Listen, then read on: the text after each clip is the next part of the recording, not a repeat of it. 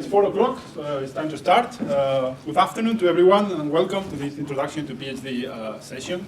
My name is Raul Vicente, and I'm the representative for the PhD studies here in computer science. And the idea of today's session is very, very simple. Any one of you who has ever wondered what is a PhD about, whether the PhD studies is something for you, or you have any curiosity or comment or questions about the PhD studies, today is a good day because we will have several panelists and several PhD students and supervisors to answer any of your questions or curiosities. So the idea is that the PhD at the end is 4 years studies, so it's a big chunk of time, and it's a very personal decision whether to follow PhD studies or not. Although what we want to give you is the best elements to be informed by both PhD students and by supervisors about what it takes to realize these PhD students, so you can take this decision, this important decision, with the best of your judgments and with the best of the information. So what we want to do is to give you the time to solve your questions so you can take this decision in the best way. Let me tell you a little bit about the schedule of today's session. So first, we will start with Jack Billo, that I think will tell you a little bit about the implications of having a PhD, I guess at the personal level and maybe at the level of industry, at the job level. At different levels, I think he will tell you a little bit about the implications of having a PhD. Was that the topic? No, I think we're here to talk about that. So I hope you mentioned at least briefly on that. And later on, I will give you a brief overview about the PhD curriculum, how many years it takes, how many courses you have to take to engage into these studies. And also a bit of a personal view about everything you can learn during these 4 years of PhD. And after that, we will move to a different part of the session, in which we will have 3 short presentations by supervisors, by PhD supervisors, about what they expect from PhD students, what is their experience from both the supervising side and the student side, because all supervisors have been also on the other side. I've been sitting like you in these chairs not so long ago, some of them. So you will have time to ask them questions about their experience from the supervisor side, and also we will have 3 PhD representatives, which maybe is the most important people today here, in the sense that you can ask them questions about what is really PhD studies to people who are actually conducting these studies now. And after that, we will have a panel discussion in which, again, I would like to ask you to be very participative, so you can ask all your questions, doubts, and comments during that time, okay? So this is about you, about all the master students and bachelor students that might be here in the room. It's the time today to ask all these questions and solve all these doubts, okay? And with that, I would like to give the floor to Jack. How much time? 15. 15. 15 minutes. Very quick. So, yes, welcome everybody. This is probably the last time that you see me as the head of the institute. Maybe still some moments hazy, raise hand. She will be your commander-in-chief in future. For today's session, I think the most important thing is why. You have to think, if you know that you want, then all the rest is sort of like how, right? But why? And maybe I will focus a little bit on that, because we do know you would get paid also without the PhD, so why would you bother in the first place? And I hope that you have some interest, genuine interest of the subjects that are being taught to you so now at the moment in the different courses, and you want to dig deeper. So probably this is the most important thing, that you need to have this interest, genuine interest. And then you get all the benefits from this. You meet people, you meet very smart people, you meet smarter people, you may meet Nobel laureates, you meet people whom you otherwise would never meet. So, and you are in the crowd with people who are really cool to interact with. You will not be the first ever person to do the PhD. Yes, there are all the complexities, but you are not the first one. So you are probably better and smarter than many others who have got their PhDs. So then it boils down to hard work, and that's important. But yes, the why, you meet people. And then of course there is the overall concept of who needs the PhDs. Unfortunately, I do hear from Estonian media a lot this question, why do we need PhDs, why do we need science? We need just workers in the factory. And this is something that I hope that you get angry on this, why do we need, and then you want to show off that that's why. Salary. I went for my PhD. Very big motivation for me was the salary. You may laugh. It's surprising. I had interest. I roughly knew the place, but Soviet Union was just about collapsing. I had no idea what's going on in here. Just 2 months before getting Estonia back independent, I started my PhD long process at the University of Helsinki, fully paid job as teaching assistant. Not the high salary, perhaps, for the society standards, but compared to the living standards, it was a huge salary. So salary is an important aspect. We cannot deny that. And one part that maybe you should take from here today is, over the last years, we have gone a long mileage to improve PhD student salaries in Estonia. So as of last year, it was still officially 660 euro PhD scholarship that you would read ministry is giving. Actually, university had the top-ups already, plus 400 something, making it 1,060 income, roughly how much salary, brutto netto, roughly about 1,300 salary. I think we went to at least 1,500, 1,600. Next year, I think we will announce somehow publicly that the PhD student salary starts from 2,000 euro. Not net income, but brutto. Because national PhD salaries are going to be average salary of the country, and we hopefully can manage to have a little bit of top-ups as well. You may ask, oh, but I get 3,000 plus if I work in that or that company. Some of them are collapsing at the moment. In here, you have guaranteed long-term commitment to this kind of income. Just made a screenshot of Informatics Europe data portal. These are PhD student earnings in different countries. The minimum, maximum. The numbers, like Belgium, 40,000 is not per month. This is per year. So it's terrible how different they are in Europe. But you can see that Italy, maybe 1,000, couple of hundred on top of that. Portugal, barely 1,000. Spain, what's the range, mean max? So 1,500 maybe. Put in mind 2,000, I promised, from next year. So Estonia is now paying more than rich countries 30 years ago. Rich countries, Italy, France, Spain, Portugal. It's a decent salary, you can live it. And Estonia's numbers are going to be moved, I guess, significantly. And then there are questions like, how can they survive with 200 euros per month in Romania? I have no idea.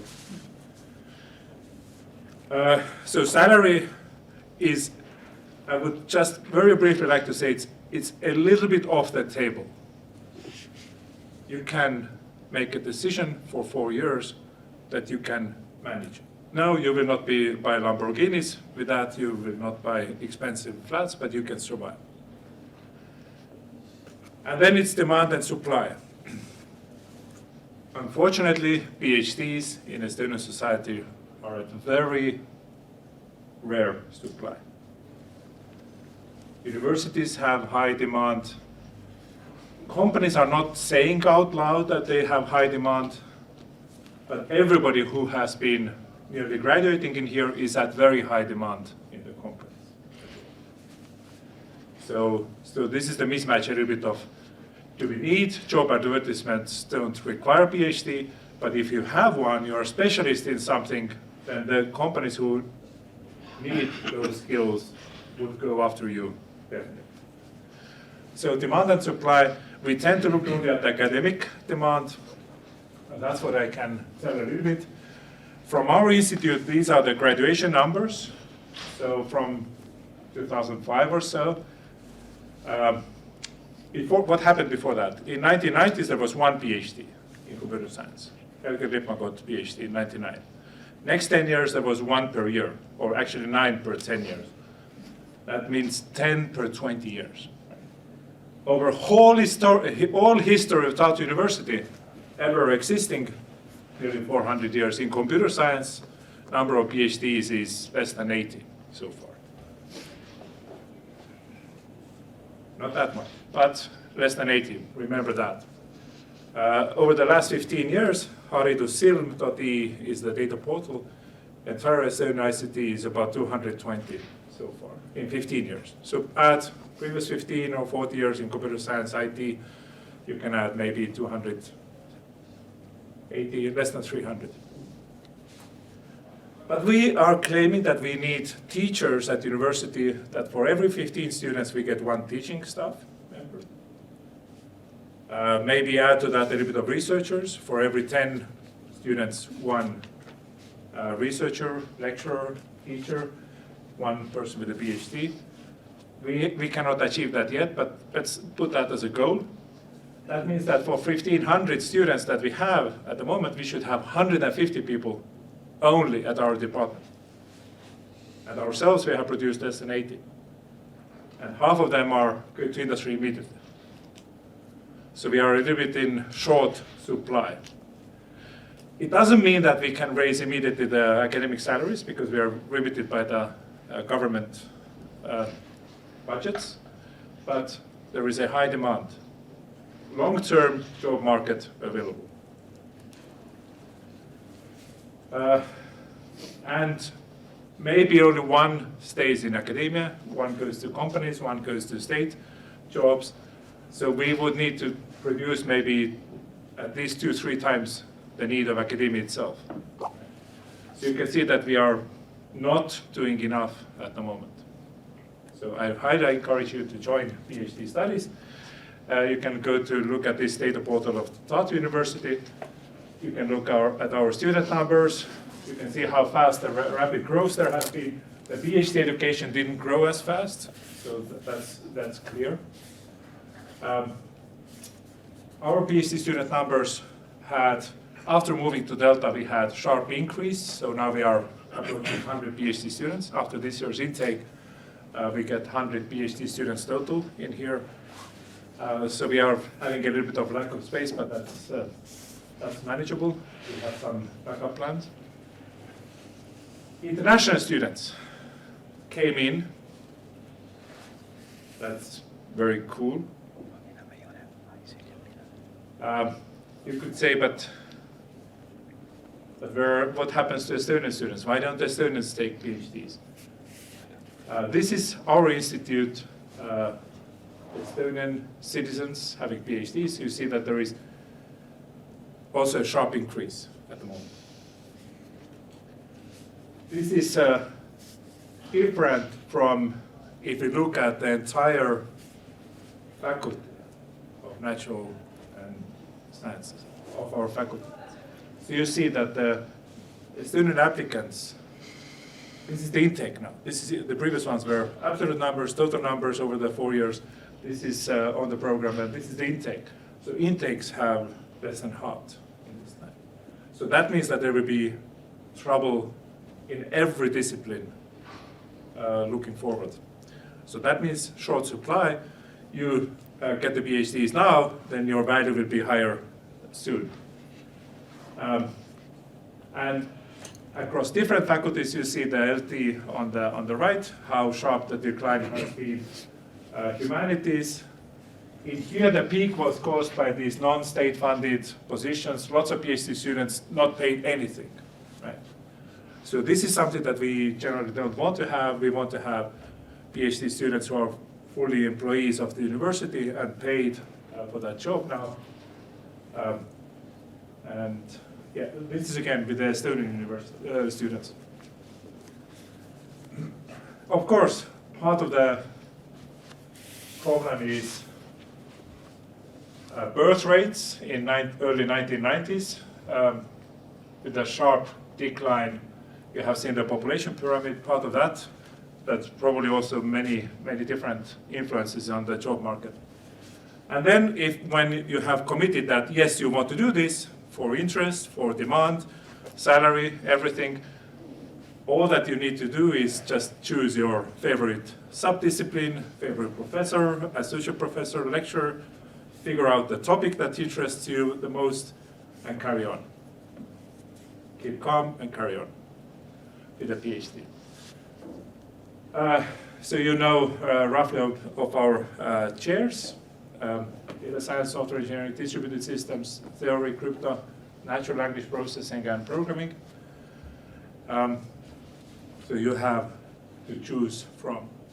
I think that was from other disciplines. So Google Scholar, you can go and look at the individual profiles. You can look what professors have been doing.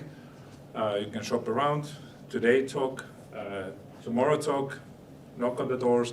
We have open doors policy, open corridors policy. You can walk around, look who is there, go and talk to the people.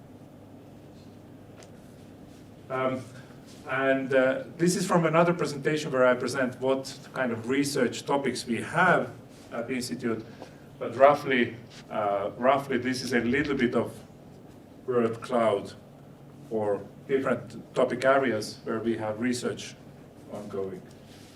Some have more people, some have perhaps stronger research, but in all of these topics you can get decent, very good supervision. Then we collaborate with companies.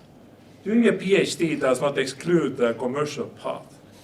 Either during the PhD, we will have increased number of positions to collaborate with the companies. There will be funding mechanisms kicking in, and already now ongoing, where companies have been contributing the ideas, research topics, and funding. And this is on the rise, first. Secondly, you can also think that from my PhD research in 4 years, I come up with something where I can take that idea and take it into my company that you will establish in 4 years' time. And even for that, there is a mechanism at Tartu University now. You have heard about Unit Tartu Ventures that will not ask money back from you, but will take a share in your company, and off you go with the technology developed at the university. And then you have all the equipment available in here, space, familiar space in here, good environment, good people, supervisors, and you can join the other 100 PhD students in our institute. This is just show off that you can also get access to one of the fastest computers in the world, actually the third fastest, the fastest in Europe. The next one is 7 times slower, so the scale up is quite big. With the main focus on AI topics, etc. And you can choose very modern new topics. On this autonomous driving, there is, although a limitation that there is a little bit of lack of supervision capacity yet.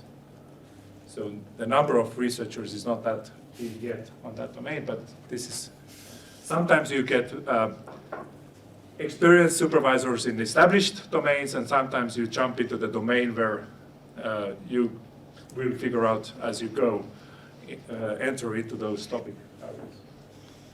But this is my 15 minutes consumed, and just a brief intro. Once you have answers to why you want to do that, then, as I said, the rest is only practicalities, how exactly. There are many details, these can be bothering you, but if you know that you want to do that, we will figure out the details. Thank you.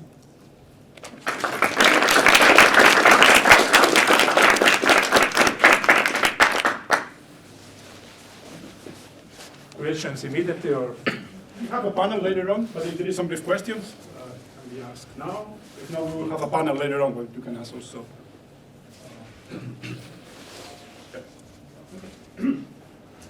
So thank you, Jack, for this presentation. And now I would like to tell you a little bit about the PhD program itself. What it takes, how many years is to conduct a PhD studies, courses that you will have to select, and things like this. And also a little bit of personal view.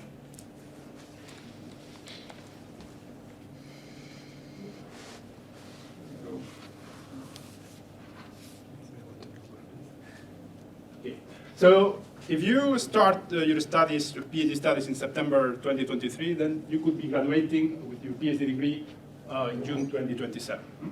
Have a big celebration. But before getting there, you will have to pass from some courses and do some research. So what is about that part? What is happening within these 4 years, potentially between starting and graduating? So in order to tell you a little bit about that, let me explain you a little bit first, very briefly, the PhD curriculum, then a little bit about my personal view, and finally some reminder about some important dates to apply into PhD studies. So about the PhD curriculum, the very basics is collected here. So there are the highest studies that you can conduct in academia, and usually they are the equivalent of 240 credits. This amount to 4 years of studies. In practical, the English is the language in which most of the courses, at least in computer science, are offered. So if you're an international student, you don't have to worry much. Principally, all the subjects at the level of PhD, computer science, or most of them are in English. And the type of studies, I would say, is rather different to some degree compared to bachelor or masters, in the sense that these type of studies are research-based. The most important thing, actually, is the research that you will conduct. So it's different from bachelor and master in the sense that for bachelor and master, yes, you have to acquire knowledge, but typically this knowledge was already solid. It's the algorithm you have to learn, the technique you have to learn. It's something that somebody else developed some time ago. You have to acquire it, you have to learn it, you have to show that you can apply it. But let's say this is not research. While in PhD studies, the main idea is that you have to conduct new research, solve new questions, apply new methods. So there is this frontier of knowledge in which you will be playing if you conduct PhD studies. And this is the difference compared to masters and bachelor. And the main goal, most people will say, that is acquire skills to become a specialist in some narrow field within computer science, in this case, and to become an independent researcher. Okay, so the idea is that within these 4 years, you accumulate all these skills and you gain all this independence about being able to tackle novel questions or to develop novel methods or to deploy them in novel situations. So that's what most people would say PhD studies is about, becoming a specialist in a subfield and become an independent researcher. And as you know, probably you know, there is no tuition fees. Actually, you will be hired as a junior research fellow with a quite decent salary, as Jack explained. Now, what about getting a bit more into the specifics? What about the PhD program? First, you need to know, perhaps, is that starting from this year, starting from this September, there is a new PhD program. Okay, there have been some reform that tries to tackle some improvements that I will try to explain you a little bit today. So, first of all, maybe you need to know that the PhD curriculum consists of 2 big modules. Okay? Remember, it's 240 credits. How they are divided between courses and research is like this. 30 credits go into the study module that has mostly to do with courses.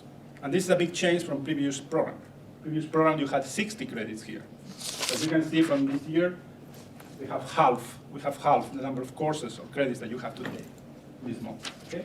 This will give you more time for the other block, which is related to research and development. Okay? So yeah, this is the big division about these 240 credits. The main difference is this one. The study module has decreased its size.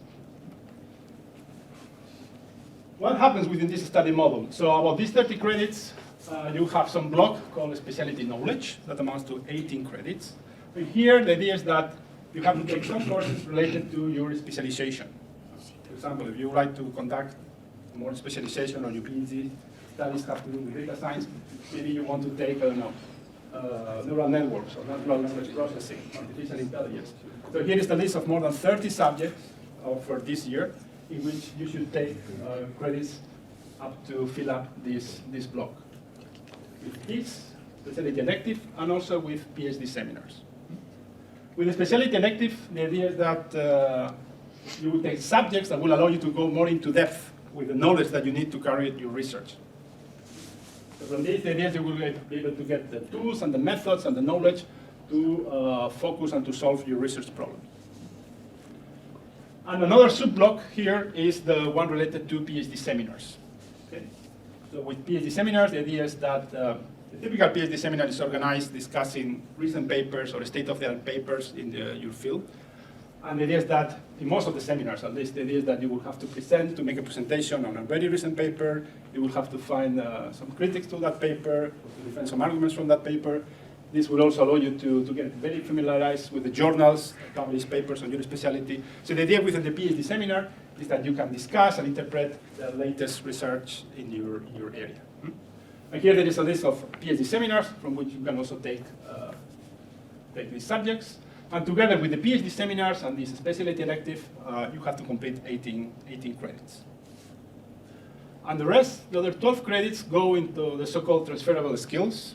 Before it used to be called something like soft skills, but actually I believe that these skills are equally or even more important than the specialized knowledge. And here in these transferable skills, it's included a mandatory subject called Introduction to Doctoral Studies in Science and Technology, where they will give you an overview of the organization of PhD studies, what it takes to write a paper or to review a paper or to communicate science. So the idea is to give you all the elements about the organization of the PhD studies and the different soft skills needed during these 4 years. And this is a mandatory subject. And the rest, you can complete it with some courses and training events on very different areas, including research ethics, IP, data protection, leadership and management, scientific writing and reviewing, and science communication. So from all these skills, teaching and supervision, there are courses associated to each of these skills and also training events that you can choose in order to complete the credits to fulfill this part, and altogether the 30 credits of the study. This is not too many credits, it's only 30. So you think that a typical subject takes 6 credits already, this amounts to 5 courses. You can take more if you wish, but this is the minimum. This is what is required. Okay? And as I said, this free time also, in case you have already acquired much of your special knowledge already into the master's, for example, this will free time for focus more into research, if you wish. So this is about the study module, these 30 credits. The rest, the other 210, is associated more to this research, development, and creativity module. Okay?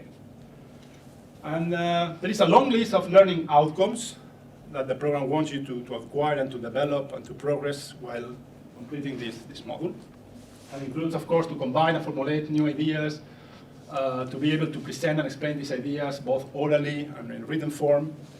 So many different learning outcomes, good communication, also past knowledge through teaching, so many different skills that we want you to actively increase and progress within this module. Now in practice, how that is conducted. So in practice, this is mostly conducted by carrying out research work together with your supervisor, or with the support of your supervisor. And on the way of doing that, of course, the idea is that you will acquire all these skills and techniques for planning and carrying out this research work, and also be able to analyze it, criticize it, and also present it in both oral and written form. And even in more practice forms, at the end, this translates into the do research work with your supervisor sort guidance to be able also to write some research papers. Okay? That's the final format. Let's say all this should at the end translate into you producing new research and be able to communicate it to the community, mostly in forms of papers in research articles, journals, and in conferences. And at the end, these papers should form the backbone of your thesis. Okay. So the final outcome of this module with the courses at the end is a PhD thesis that you will have to defend at the end of your exam. So just to summarize important changes with respect to the previous program, at least from the student point of view. So the most visible change is that the study module has been reduced from 60 credits to 30 credits. Okay? This was something that the students, I think, would be happy about, in the sense that many of those who conduct their studies here, who start their master studies here, said that I have taken many subjects already that I wanted. I've taken already neural networks, NLP, all the subjects maybe that you were interested in during the masters. So during the PhD, they were complaining like, I don't know what to take in order to fill up the 60 credits. So right now, you don't have to do that. Right now, you have to fill up only 30 credits. And I think it's good that it's a reduction, but I think it's good that it doesn't go to zero. It's good that you take some courses. First of all, to complete your knowledge. But second, it's a meeting point with students to other students. It's a meeting point from students to supervisors, students to other faculty. There will be projects in these courses. They're gathered with other people, with other ideas. So I think it's a meeting point also that is very important for you to benefit from the community, from other teachers, from other students, to conduct projects together and to learn from other people. So it's good that there are still 30 credits. But yeah, it's a big change, from 60 to 30. Another change in the new PhD program, I would say, is that it's more focused on the skills and learning outcomes. Yes, at the end, of course, there is some credits associated to many of the activities that you will do, but I think it's more focused on checking whether you learn all the skills and learning outcomes that you need.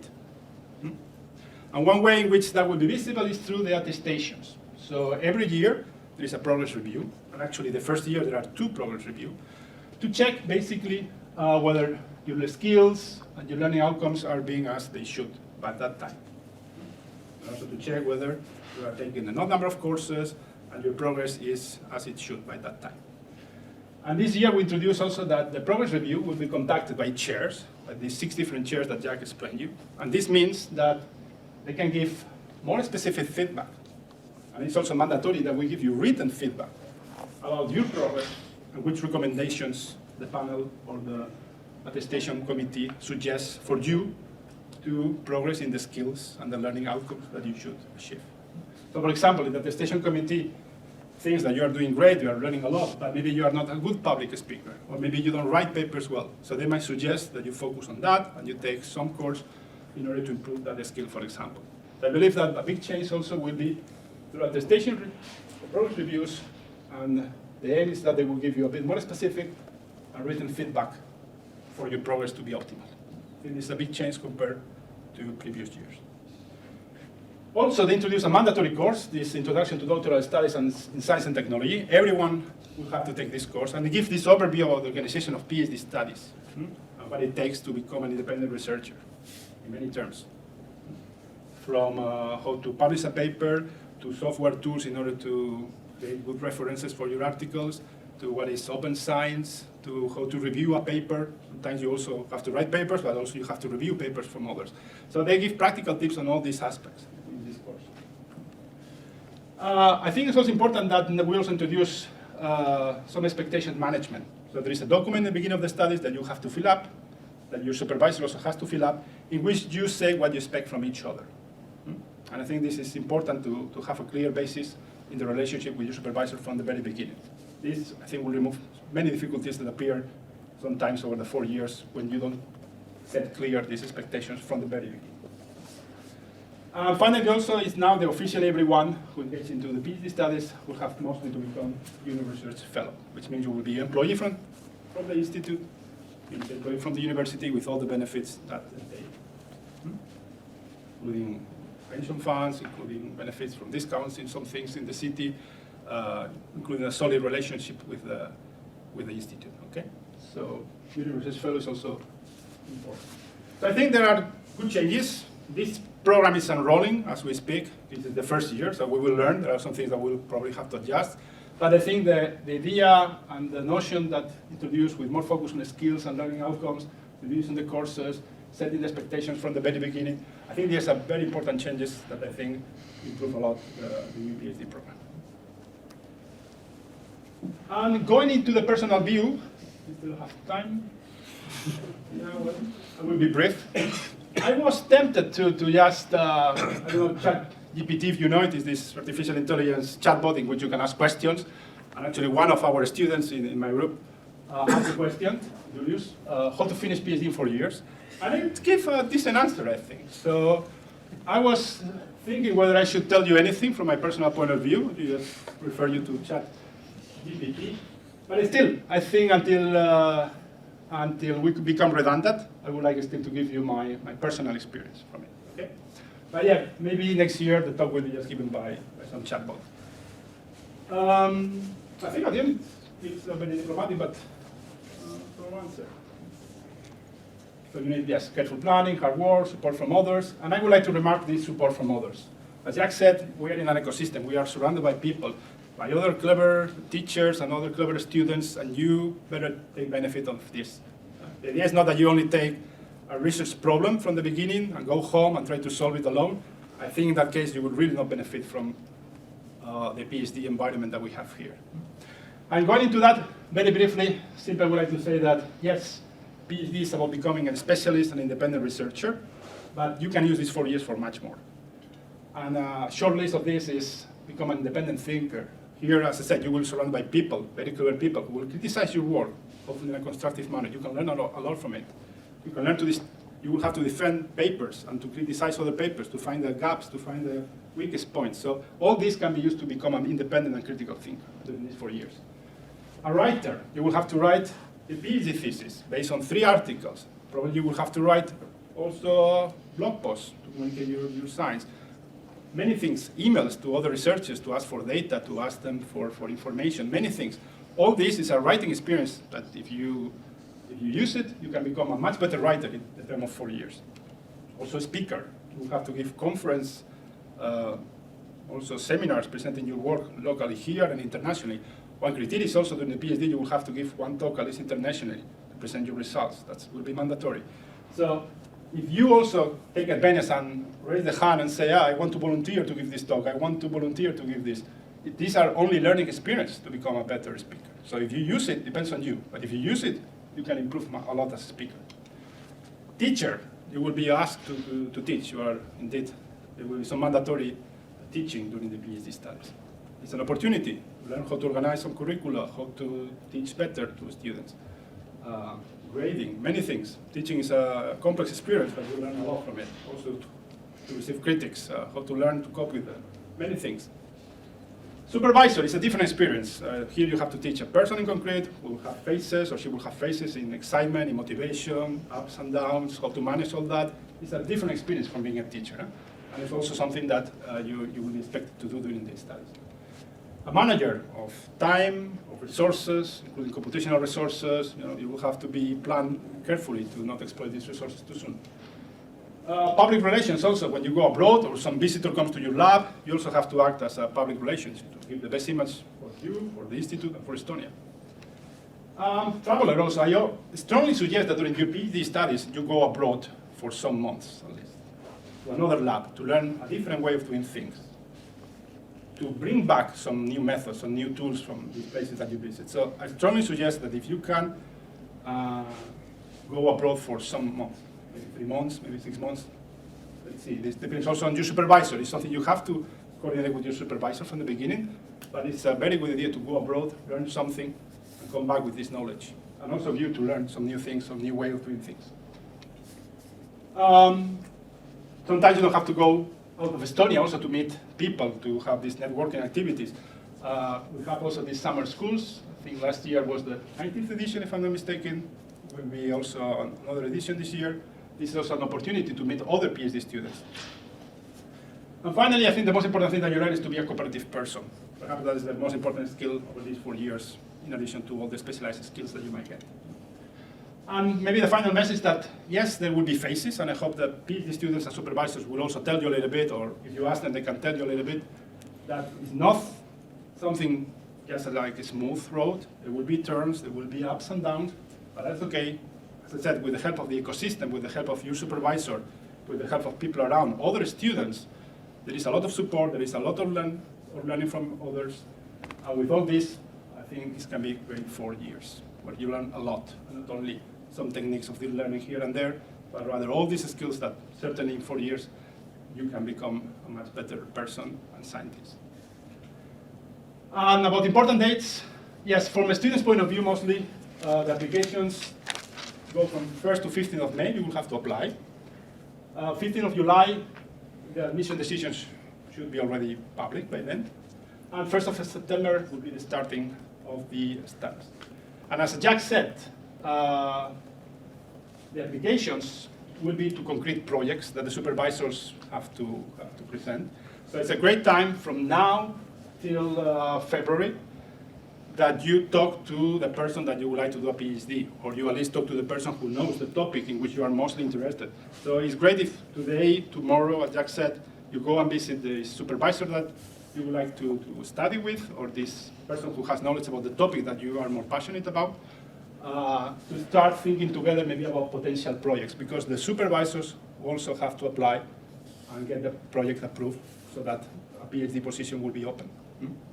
So it's very important that you take advantage and talk to this teacher, to this supervisor that you are interested in, the topic you are interested in.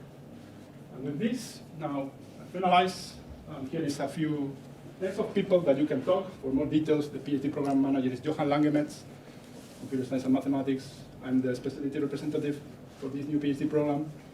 Janica Seri is the head of academic affairs, and Eva is the coordinator of doctoral studies. You can always drop an email to rt.phd@ut.e, and we will try to solve any question you might have or put you in contact with the person that we think has the answer for you. Okay? And with this, I think I'm done.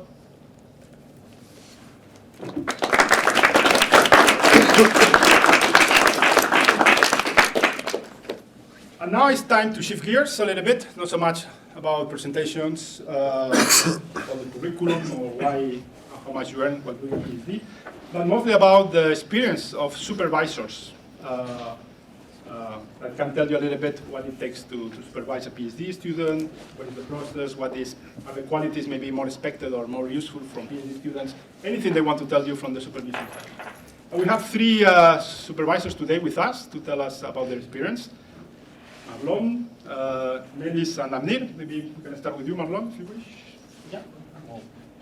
So Marlon Dumas, I guess everybody knows, he's professor of information systems, is very experienced in supervising successful PhD students. I think Marlon, whatever you have to tell us. What do I have to tell you? Okay, so I am a researcher, a scientist for already, I think, 30 years, I guess, so I'm getting a little bit old. I started my PhD 27 years ago. I am a thinker above all. I work on something called improving business processes. So I do something boring as looking at companies and how they use IT to serve their customers or to do their job efficiently. And I theorize about better ways of doing it. So I do things that the people in the companies will do if they had time to sit down and think, but it's not economically efficient, for the people in the company to be able, in every company, to be doing it, and therefore it is done centrally in research labs or in universities or sometimes in the labs of companies. So that's who am I with respect to doing research. I have supervised 24 PhD students to completion, and I'm currently supervising about 6, also 24 who have completed, 6 who have not completed. I'm probably guilty of about 5 or 6 drop-offs as well. Sounds bad to drop out of the PhD.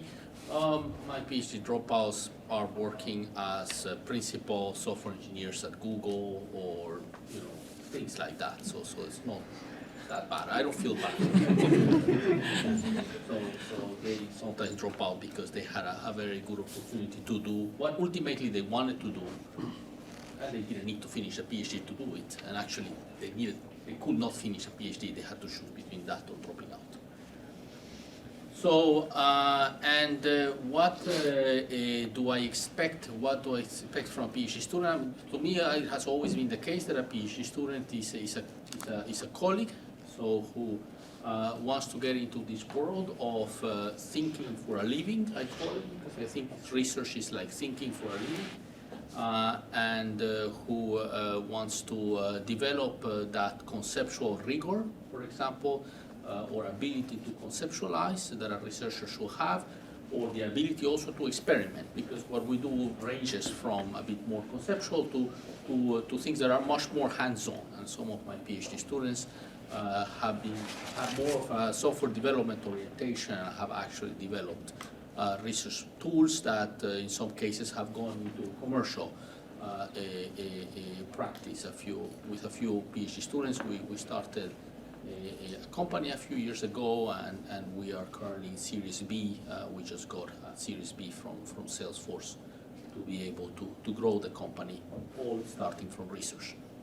So there is a range of different people. I cannot summarize the expectations of what a PhD student should have, because there's more experimental research and there is more theoretical research, and there is all the range in between. There's some research is more social, you talk to people, you design. There is some research that is much more like you run experiments in a high performance computing cluster, computational, etc. So it's very varied, and there's not a single expectation we can have.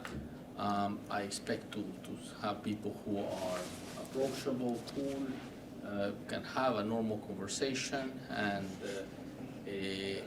are willing, like to think.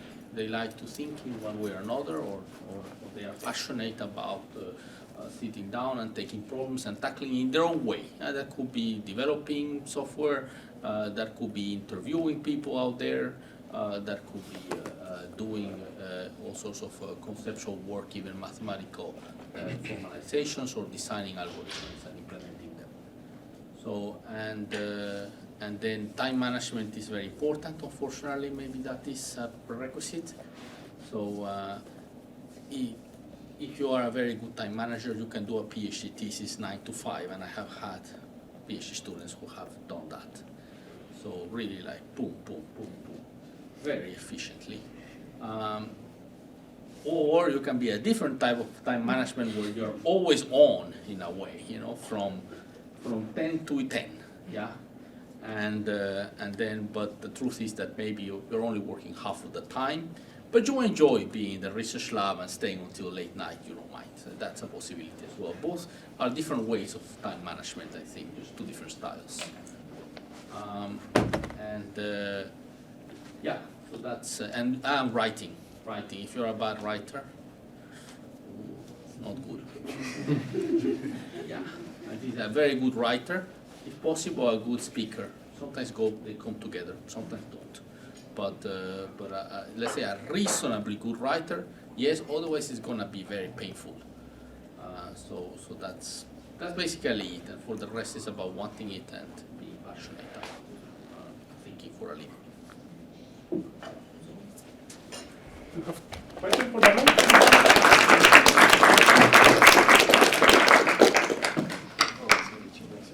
If not, we can also, in the panel, we can grill them. Okay, you don't want to ask me how many of my PhD students have finished their PhDs in less than 4 years. Okay. You want to know it? Okay. Then we have also, I think I'm nearly left. You're here. So maybe Melis is closer, maybe Melis that way. Melis. So Melis Kuhl is Associate Professor of Machine Learning. It's a very good teacher. I think he won several awards for teaching excellence. So I think it's great to have him in our panel today to tell you also about supervision and PhD. Thanks, Robert. So I'm just back from New Orleans, US, where I went to a conference with my PhD student, Markus. That was great fun.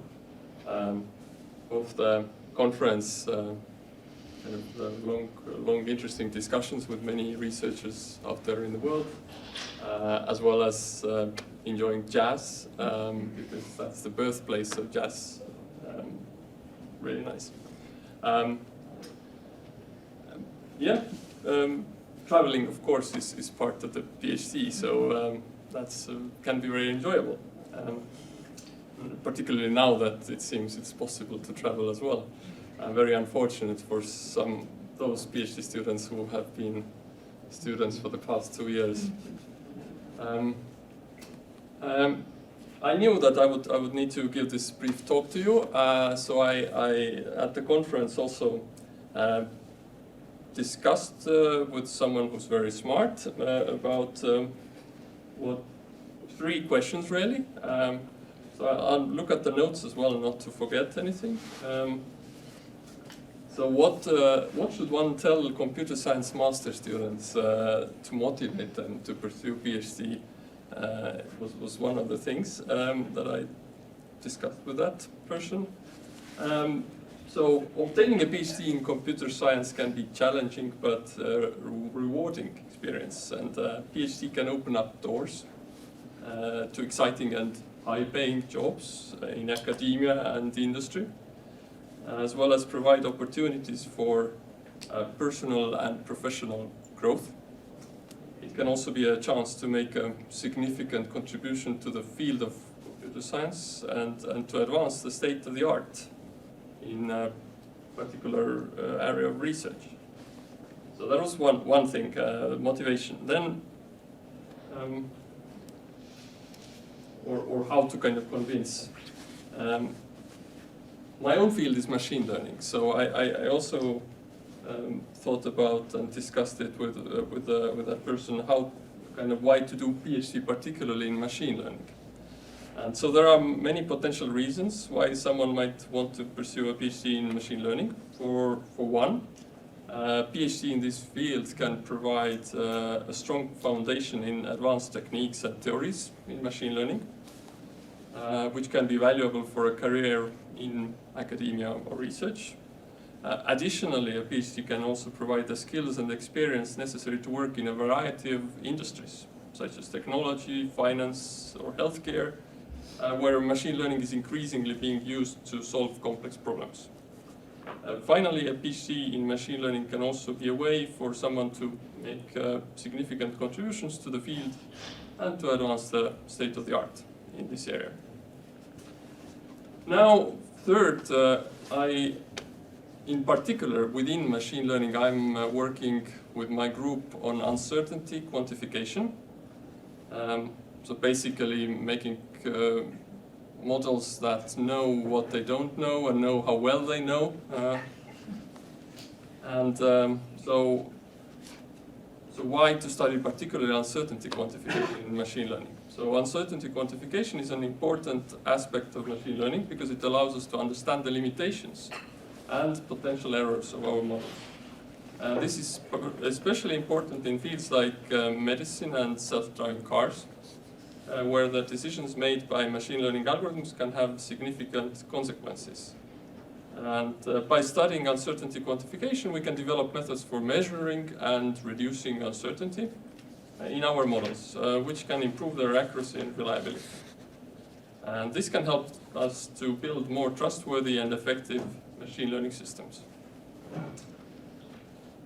Now, as I said, I discussed this with someone who's very smart. I was reading off, and that very smart was actually the same ChatGPT, the model. So all this that I just said was by a machine learning model. I think I couldn't have phrased it better, so that is pretty mind-blowing.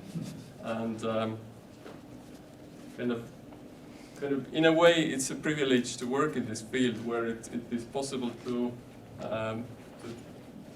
well, not fully understand, but at least be close to the development of AI, and then to contribute also to the safety side, because safety now is becoming very rapidly a problem, and ethics. So yes, we are in our group not developing, not advancing AI itself's capabilities to kind of produce even better text, but rather to make sure that the model knows what it doesn't know, which is a big problem with this particular model. This just dreams up things. So some of the time it looks like all facts, and some other time it's just dreaming up something that is fake news or whatever. Yeah, so someone, I saw a tweet just a few days ago that I think I must have conducted on the order of 100 coding interviews while I worked at Google. After playing with ChatGPT, I have to say it is better than the median engineer I interviewed at solving coding interview questions. Yeah. So I tried actually with 2 interview questions myself that I've asked recently on postdoc interviews. Both of them, the AI was able to solve. Maybe I should rethink how to ask questions, tough questions at interviews. I thought these were tough. My message is doing very simple programming is something that AI can already do. So doing PhD is a chance to stand out from the crowd. So AI has many interesting problems and very exciting field of research, but the whole of computer science is very, very interesting. I'm fully confident that every subfield of computer science has its own kind of as exciting kind of research problems and new solutions emerging as AI currently has. Yeah, that's it.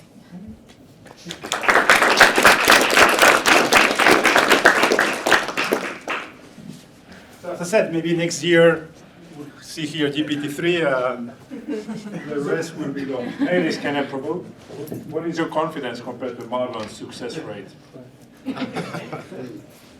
Like my own, or my own as a supervisor. So I'm supervising 6 PhD students at the moment. 2 of them just started. None of them have completed yet. But it's only that only one is overdue now. The rest are still within the 4 years, so maybe it's not too bad. I'm very happy with them. The discussions that we have at the group meetings are just great. So I do agree they are colleagues whom together I like to think, and kind of best part of my day is spending 2 hours with my PhD student at my whiteboard, and or them showing some code and us discussing together. That's just really great.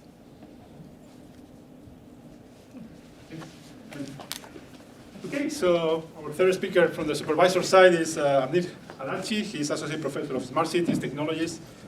And well, you're also program lead for the Master, Smart Mobility, Data Science and Analytics, and you have many successful industry collaborations. So please tell us your experience.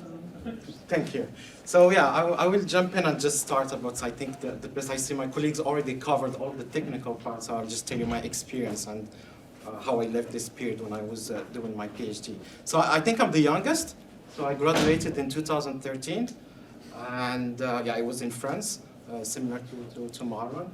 And yeah, I think the experience is not as smooth as you think, like the PhD, but it has, as Jaak and Raoul explained, it has upside downs. But something about my life, so I started doing engineering and management, and then suddenly I shifted to information systems. And I've never planned to do a PhD at all.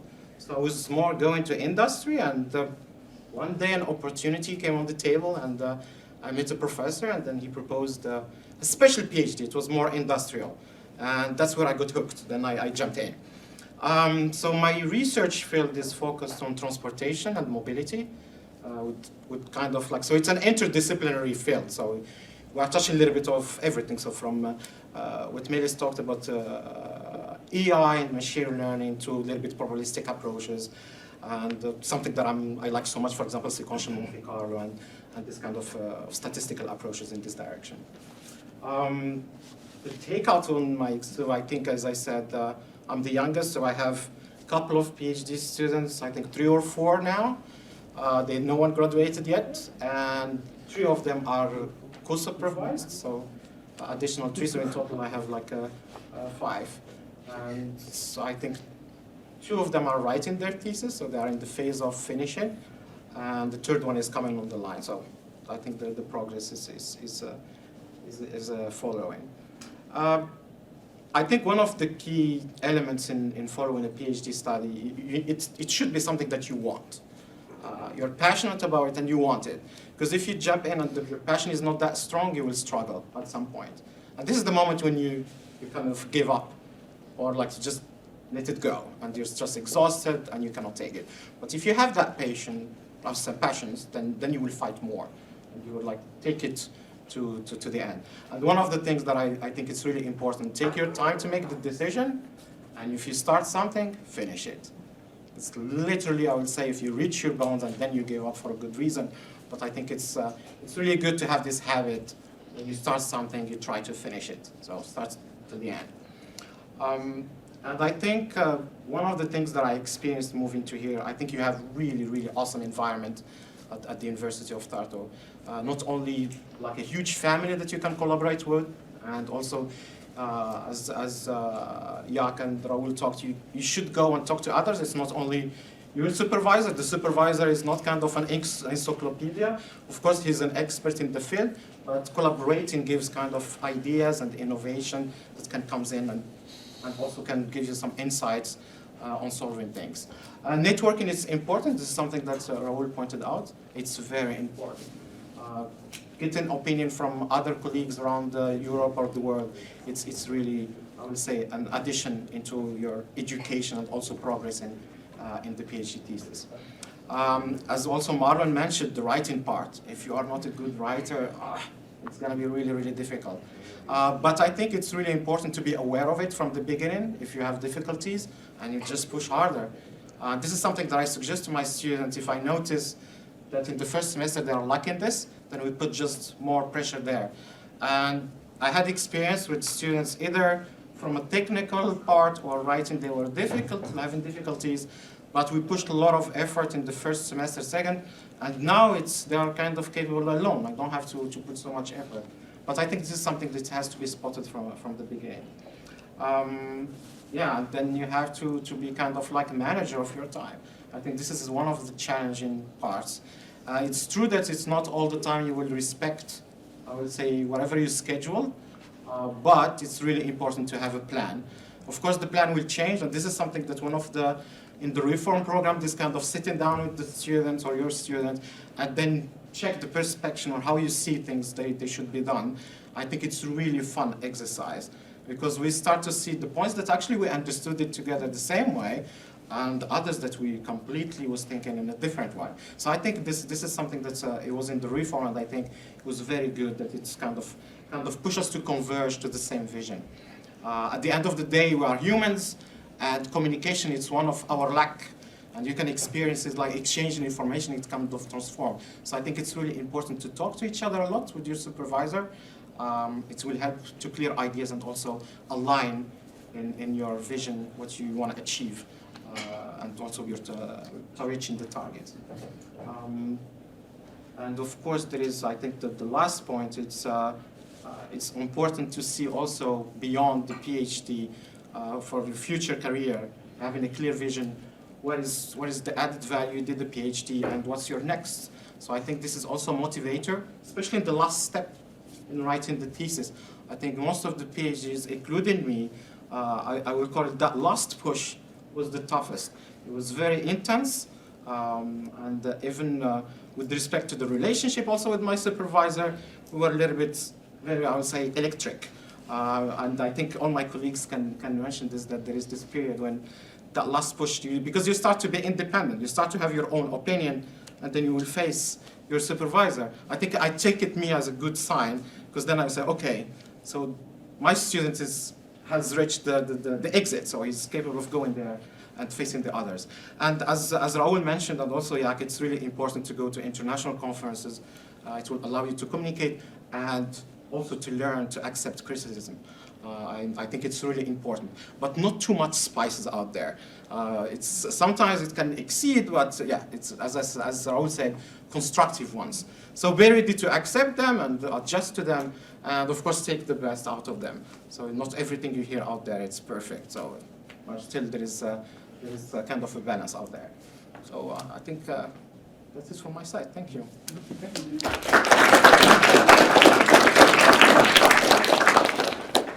So I think now it's time for to hear also from the people who are actually conducting the PhD studies now.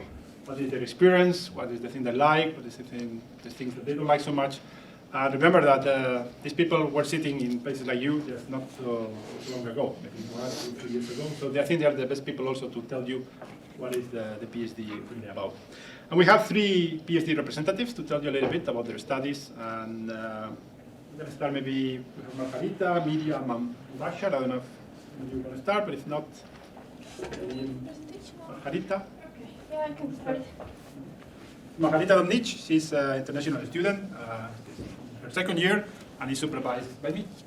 Ah, yeah. Oh, it's working. Yes. Hello, everyone. So I will try not to. I hope I will influence this motivational speech how PhD looks like. So I'm 2nd year here. I'm associated with Natural and Artificial Intelligence Lab. Maybe you remembered it was all named Computational Neuroscience Lab, but we did slight rebranding, so we are now NAIL. So this is my lab. My supervisors, actually I have 3 of them. Raul, Edward Burbo, and Jan Aro. And we are working with Trust AI project. This is European Union project, which I was intrigued from the very beginning, and it was like one of the reasons I joined here, so I will explain a little bit later. But how I ended up here, so I graduated from my master's, I think 3 years ago. Then I kind of, after graduation, I didn't make up my mind. I wanted to try different things, and I applied to my PhD right away. And I also was searching for a job. So luckily, that year I was not accepted as PhD student.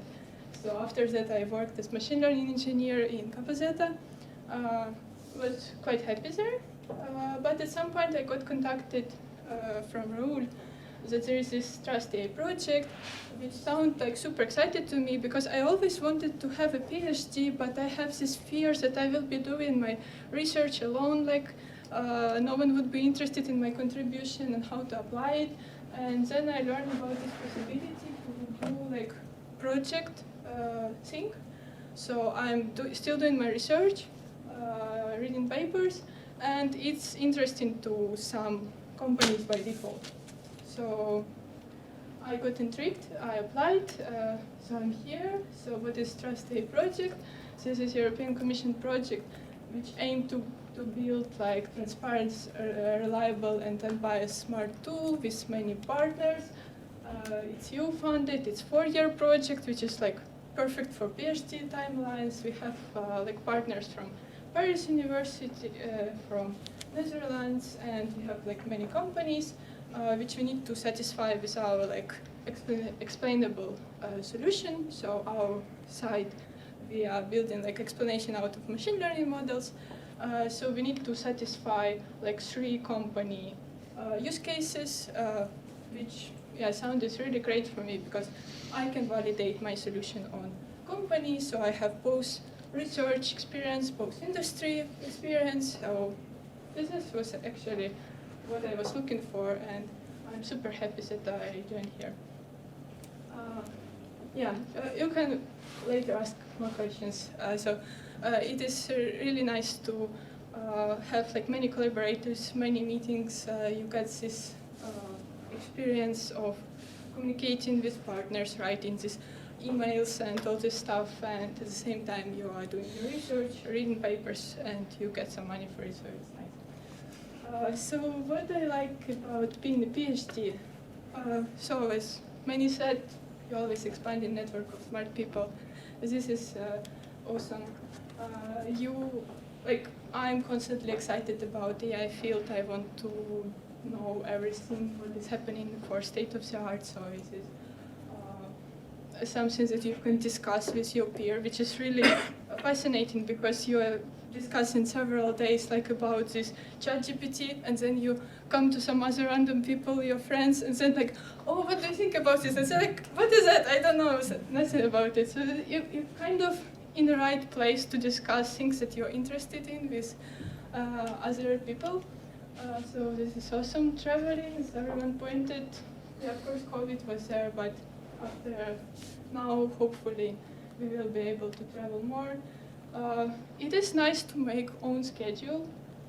It can be challenging, but You do not need to come at 9 if you don't want to. You can like walk around things on Saturday. So it's good. And teaching is also a very interesting experience. So I was a teaching assistant in neural networks in this computational neuroscience seminar, Introduction to Computational Neuroscience, and I learned a lot from it. You learn to be a manager, you learn to, you actually on other side, and you discover some very unique things which you didn't know before. And also one important part, which I can compare, like back to my industry experience, that in your PhD you feel this ownership of your discoveries, your achievements. It does not belong to a company. You can be proud of what you did and what is working. So this is also a nice bonus. This is the same picture we saw before.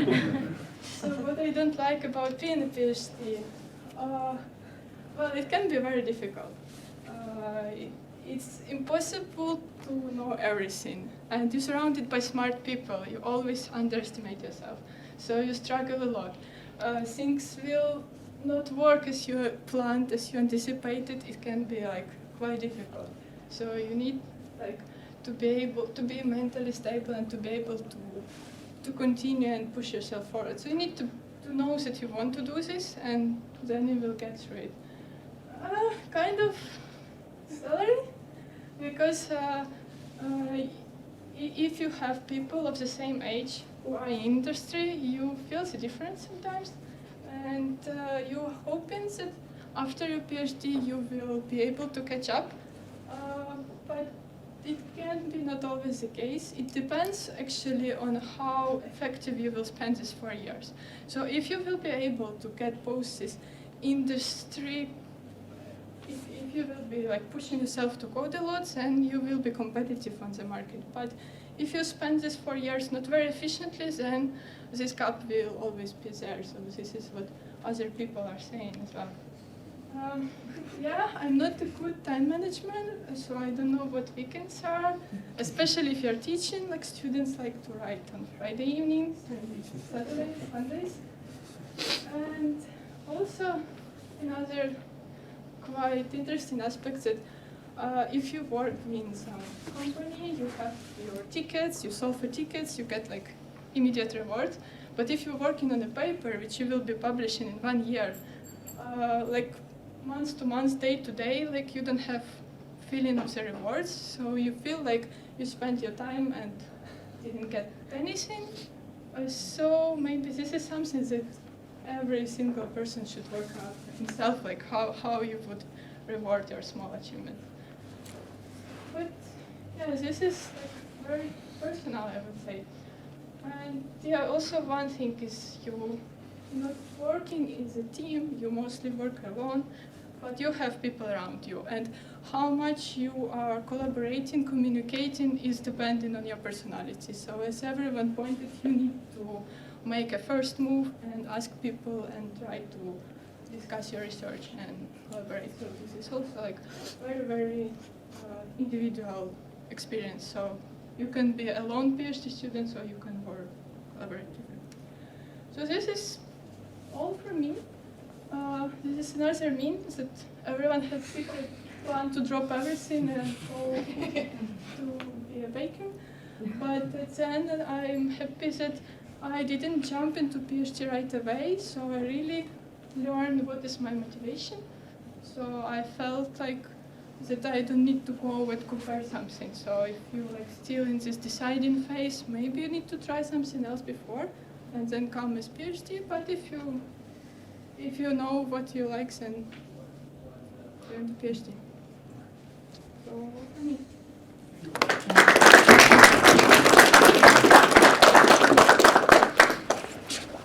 Thanks a lot, Margarita, for the presentation. As I said, at the end, at the panel, you can ask also a lot of questions. You have some questions now, you can jump in, but if not, at the panel, I really hope that you have a lot of questions, okay? To both to the supervisors and to the PhD.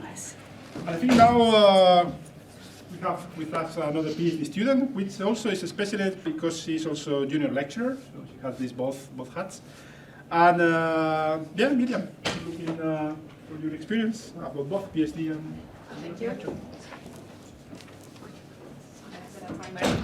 So how many of you are actually in your masters?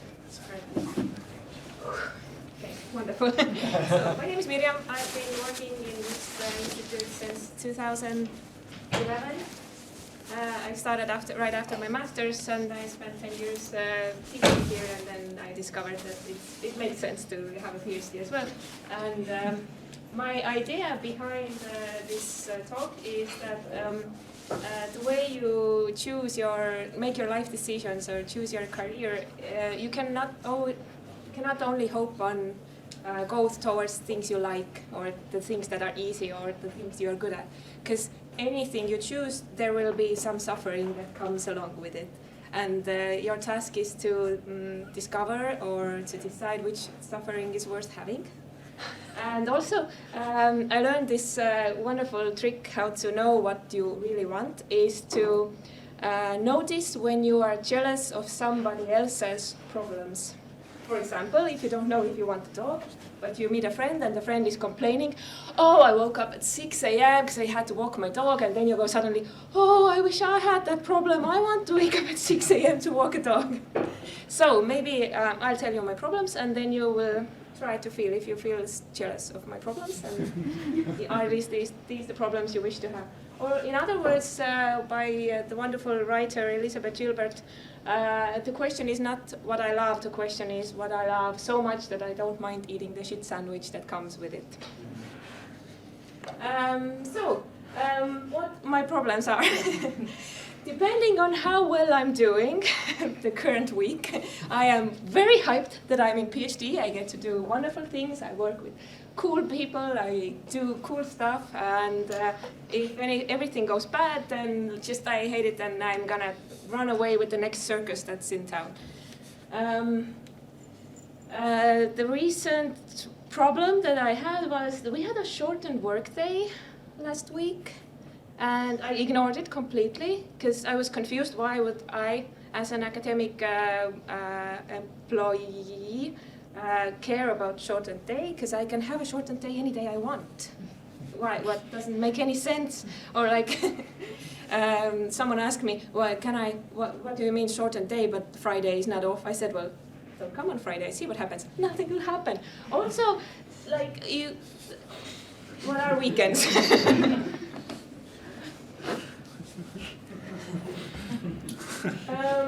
The next problem that I have is that I keep telling people that I am doing research and I have researched things and I'm researching this and that and I'm trying to find out and scientific method and always asking the question why, but so often the question that I'm solving is how to stop procrastinating.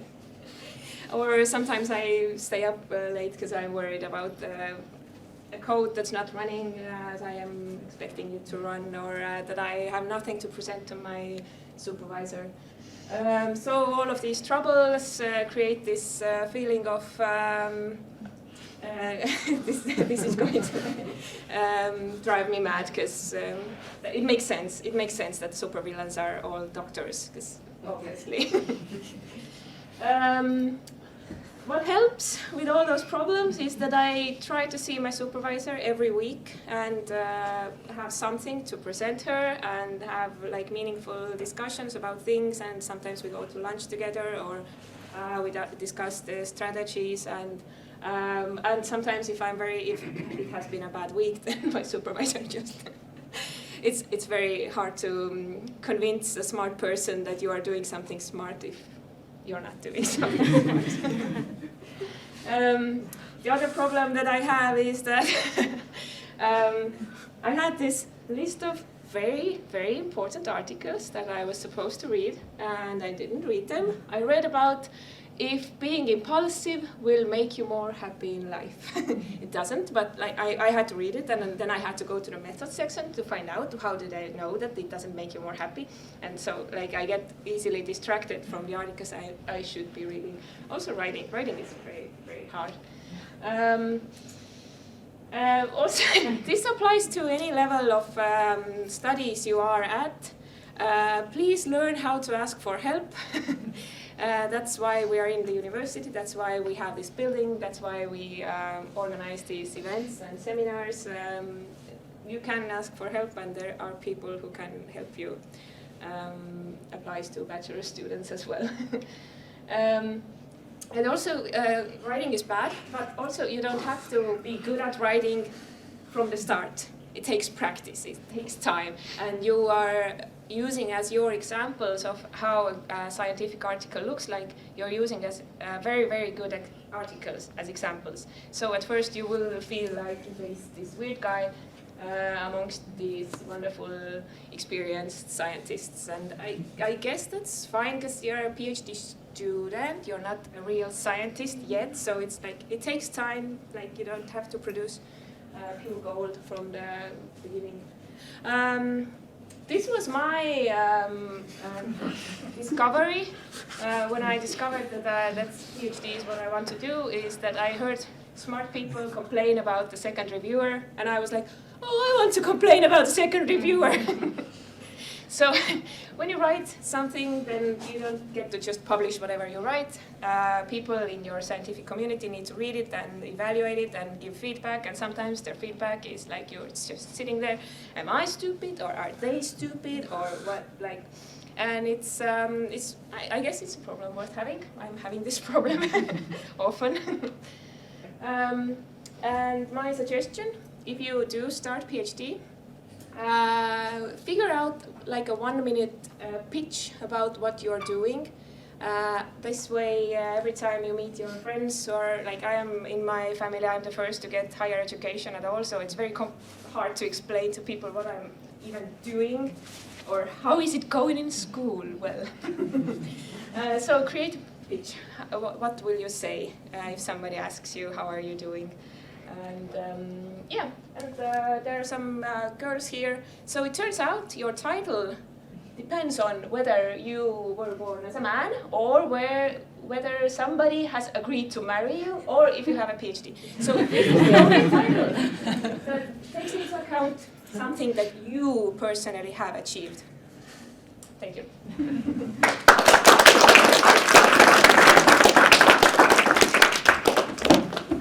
Thank you very much, Miriam. And now it's time for our third, that's PhD representative, also to tell you about what PhD students' life. So, Mubashir Iqbal.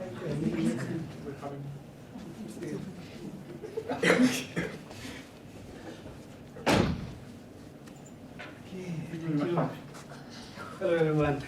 Yes.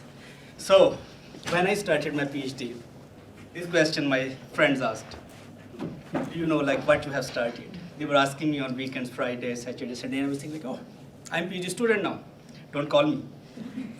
But now they are congratulating me.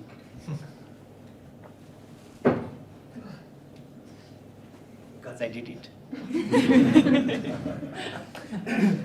So see this happiness, calmness, and my shining face. This is something I'm proud of. You can call me Dr. Mubashir.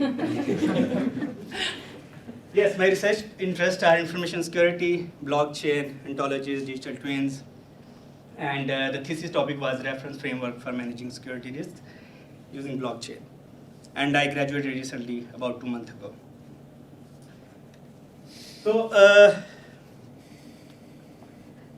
the story which I'm going to tell you, it is not entirely related to mine, but it's the story of every PhD student. The first time when I started my PhD, or I was thinking about to start my PhD, I was thinking like, okay, after master's studies, I was thinking like, okay, my life is straight, going good, with good salary, I'm working 9 to 6, but it was getting boring. So I decided, okay, I think this pond in which I grew, I think it is small for me now, and it's no challenge. So I jumped into the bigger pond. However, it was challenging. There were a lot of hurdles, there were issues. Once I started my PhD, I took the decision. In few months, in beginning of my PhD, when I was reading paper, I thought I can't do this one because I didn't understand their language. I thought they are not written in English. And who are these people who are writing these papers? and for whom? So I said, I can't do this one. When I went more into reading the papers and understanding the terms and techniques, I was just like going deeper and deeper. And I said, like, I really can't do this. But after 6 months, around 6 to 8 months, my first paper accepted. And I said, like, I think I can do this. But then my second paper got rejected 3 times, straight 3 times. He did hat trick. Then I said, like, oh, I think I can't do this. I should quit. But then it accepted in a better journal.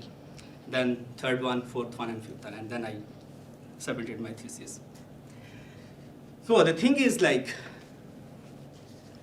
think big, you will achieve bigger. There is a saying, and it's very important for PhD students, because mindset is everything. Overcome your shortcomings. Don't show to everybody. Scare them. This is your success. So, yeah, after hearing about like so many motivations, I'm so pumped to do my PhD again. Yes, and I hope you are already convinced as well. My PhD journey, of course, like others, it was the hardest, confidence-sapping, and brutal. I was so sad when I was doing my PhD. But at the same time, it was most rewarding, confidence-boosting, uplifting my challenges, indulging into my interests. I was working what I was enjoying. And the last thing, very important one, long-lasting joy of calling myself a doctor. Yeah, I can't do the surgeries, but I can do the those things. So, yes, during my PhD, I learned 3 things which I can tell you. I think these are very important for you as well. You are going to plan, you are going to decide to do a PhD or either not, it's your personal decision. But for me, it was, the decision was the hardest thing for me. When I was, I know like I spent 2-3 weeks and I asked everyone. To those people who I have never asked, I have never spoke. Still I asked them like, should I have to start PhD? So like, someone said like, okay, do it. Someone said like, why you need? But yeah, it was a difficult decision for me. The second part, which was I felt difficult after admitting into the PhD, starting my PhD, knowing what to do and how to do, while maintaining my motivation. And here comes, I said like the important part of supervisor. Supervisor is like supervising, mentor, teacher, director, he can guide you in your research. And while you are working on these things, it is stressful. And you can share your stress with you can tell, you can take advice. That's why he's your supervisor, he can direct you. So, I can also give you a little bit hint how you can overcome these issues, these problems once you will face. Yeah, the boring one, all are here. Like organize your research from day one. Don't go too far down the rabbit hole, otherwise you will fail in Wonderland and then no way to come back. Set realistic and achievable goals, everybody will tell you. Here I will tell you procrastination is better than feeling unmotivated. Why is that here? Because once you will be in stress, your papers are rejecting, you will feel unmotivated. This is the bad part in your PhD. So do procrastination. Close your laptop, go home, sleep, hang out with friends, do what you enjoy. The new day will come, and new you will come as well. And then you will work on your paper, research, thesis. The most important thing, believe on yourself, because you can do it. Remember, mindset is everything. So, yeah, maybe it is conflicting and a lot of other PhD supervisors and those who are doing PhD, maybe they will not agree, but in my point of view, PhD is a process of learning, flourishing, leading, building, dealing, a lot of We had like in a lot of talks. And one thing you have to accept it, it's not about knowing everything. Because there will be always and forever more and new things to know and learn. During your PhD, there will be unexpected problems, issues. Yes, very real issues. But again, believe on yourself. Yes, you can. You can do it. Thank you. Best of luck.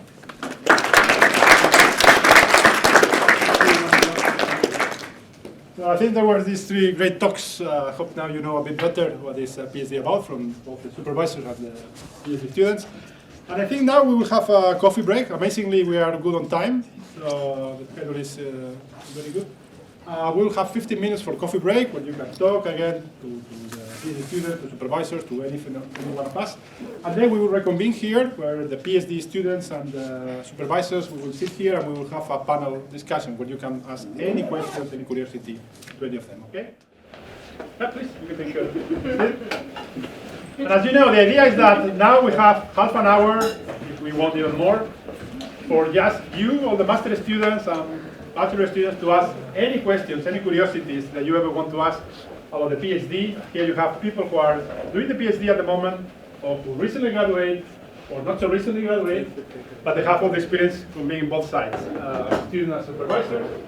So I can open with some questions, but ideally, you should be the ones asking any questions you might be curious about, or the personal experience about the PhD, anything you might want to ask. So please go ahead. And don't be shy, okay? This is just, it was organized for you to ask questions and for you to get answers. So please, go ahead. I know some of you have some questions, so just don't be shy. Yep. Yeah, so what are the criterions to get accepted? Like, is it like grade based, or like after a discussion you can see the interest, or like how do you, if you have two people applying, how do you choose? This is okay. But I think this is also for supervisors, so Neil or Melis, we're going to You're start. also one. Yeah, yes. Okay, let's start. Jesus. I think it's a little bit of everything. So I think based on my colleagues can comment on this also. So it's true that we need some metric to evaluate. We don't know the students, especially if the students who's not here or it's coming from another department or whatever. So yeah, so the grades play a role in that. There is also I would say when sometimes it's clear, sometimes it's not, but there is still this personal interaction has to go through interviews. So and then I think there most of the things in the interviews clears out through discussion, and then we get to know the students better. And if we have any doubts, or as we call them in our, I would say, terminology, red flags, that you notice in the CV or something, so then either we remove the flag or we keep it, and then we say, okay. Yeah, I think this is like one of, I would say a little bit of. But it is very different if you have only one application. You're happy with the one application. Yeah, then I don't have the choice. Often it's just one application, then it's yes or no. Yeah, but we will never take a decision. I would just continue with the if we have one applicant to give like I would say fake hopes or something. If we see that something would be really difficult for that student, then we just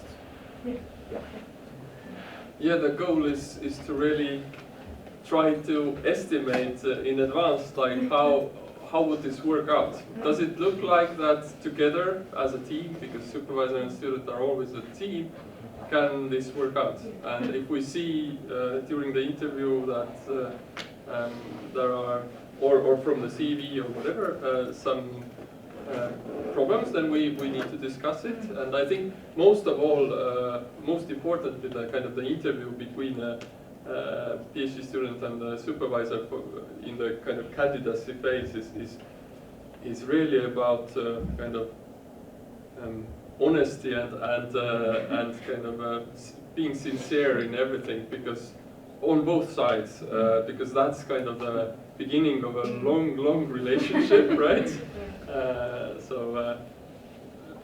And I mean there are sometimes things that the student as a candidate thinks that are really big problems, which actually are not.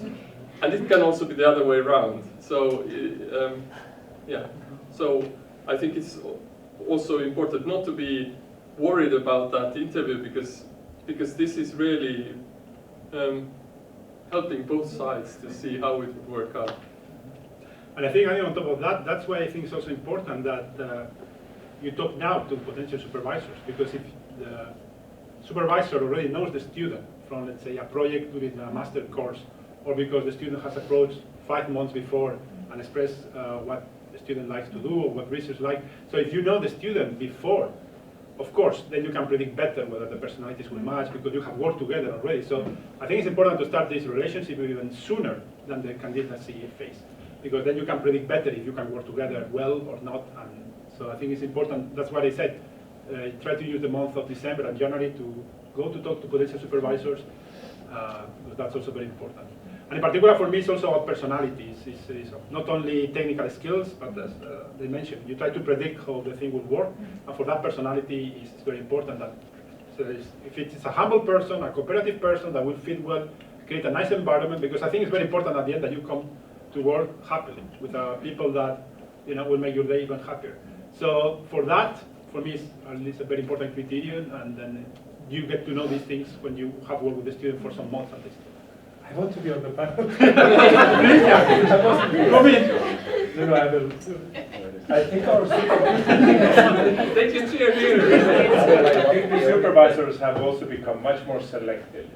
They get punished if, in a way, indirect way, if the students do not complete.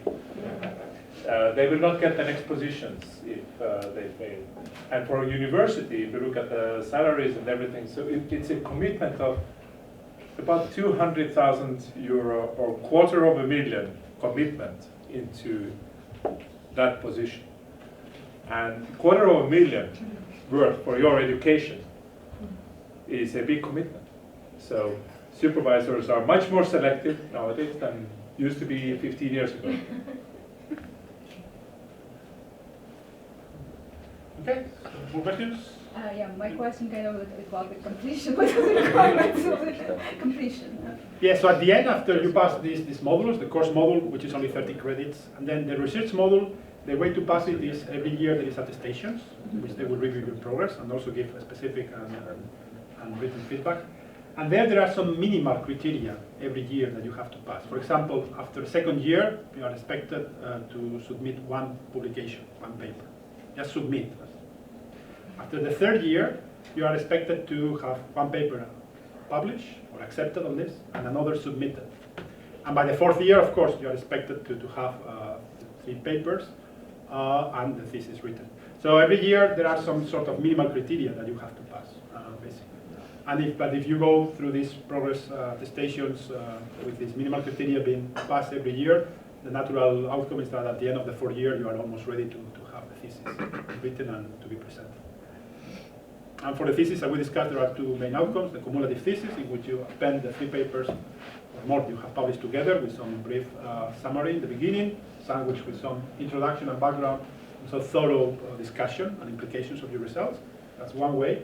The other way is a monograph, in which you have to really write a thesis not based on these articles so much.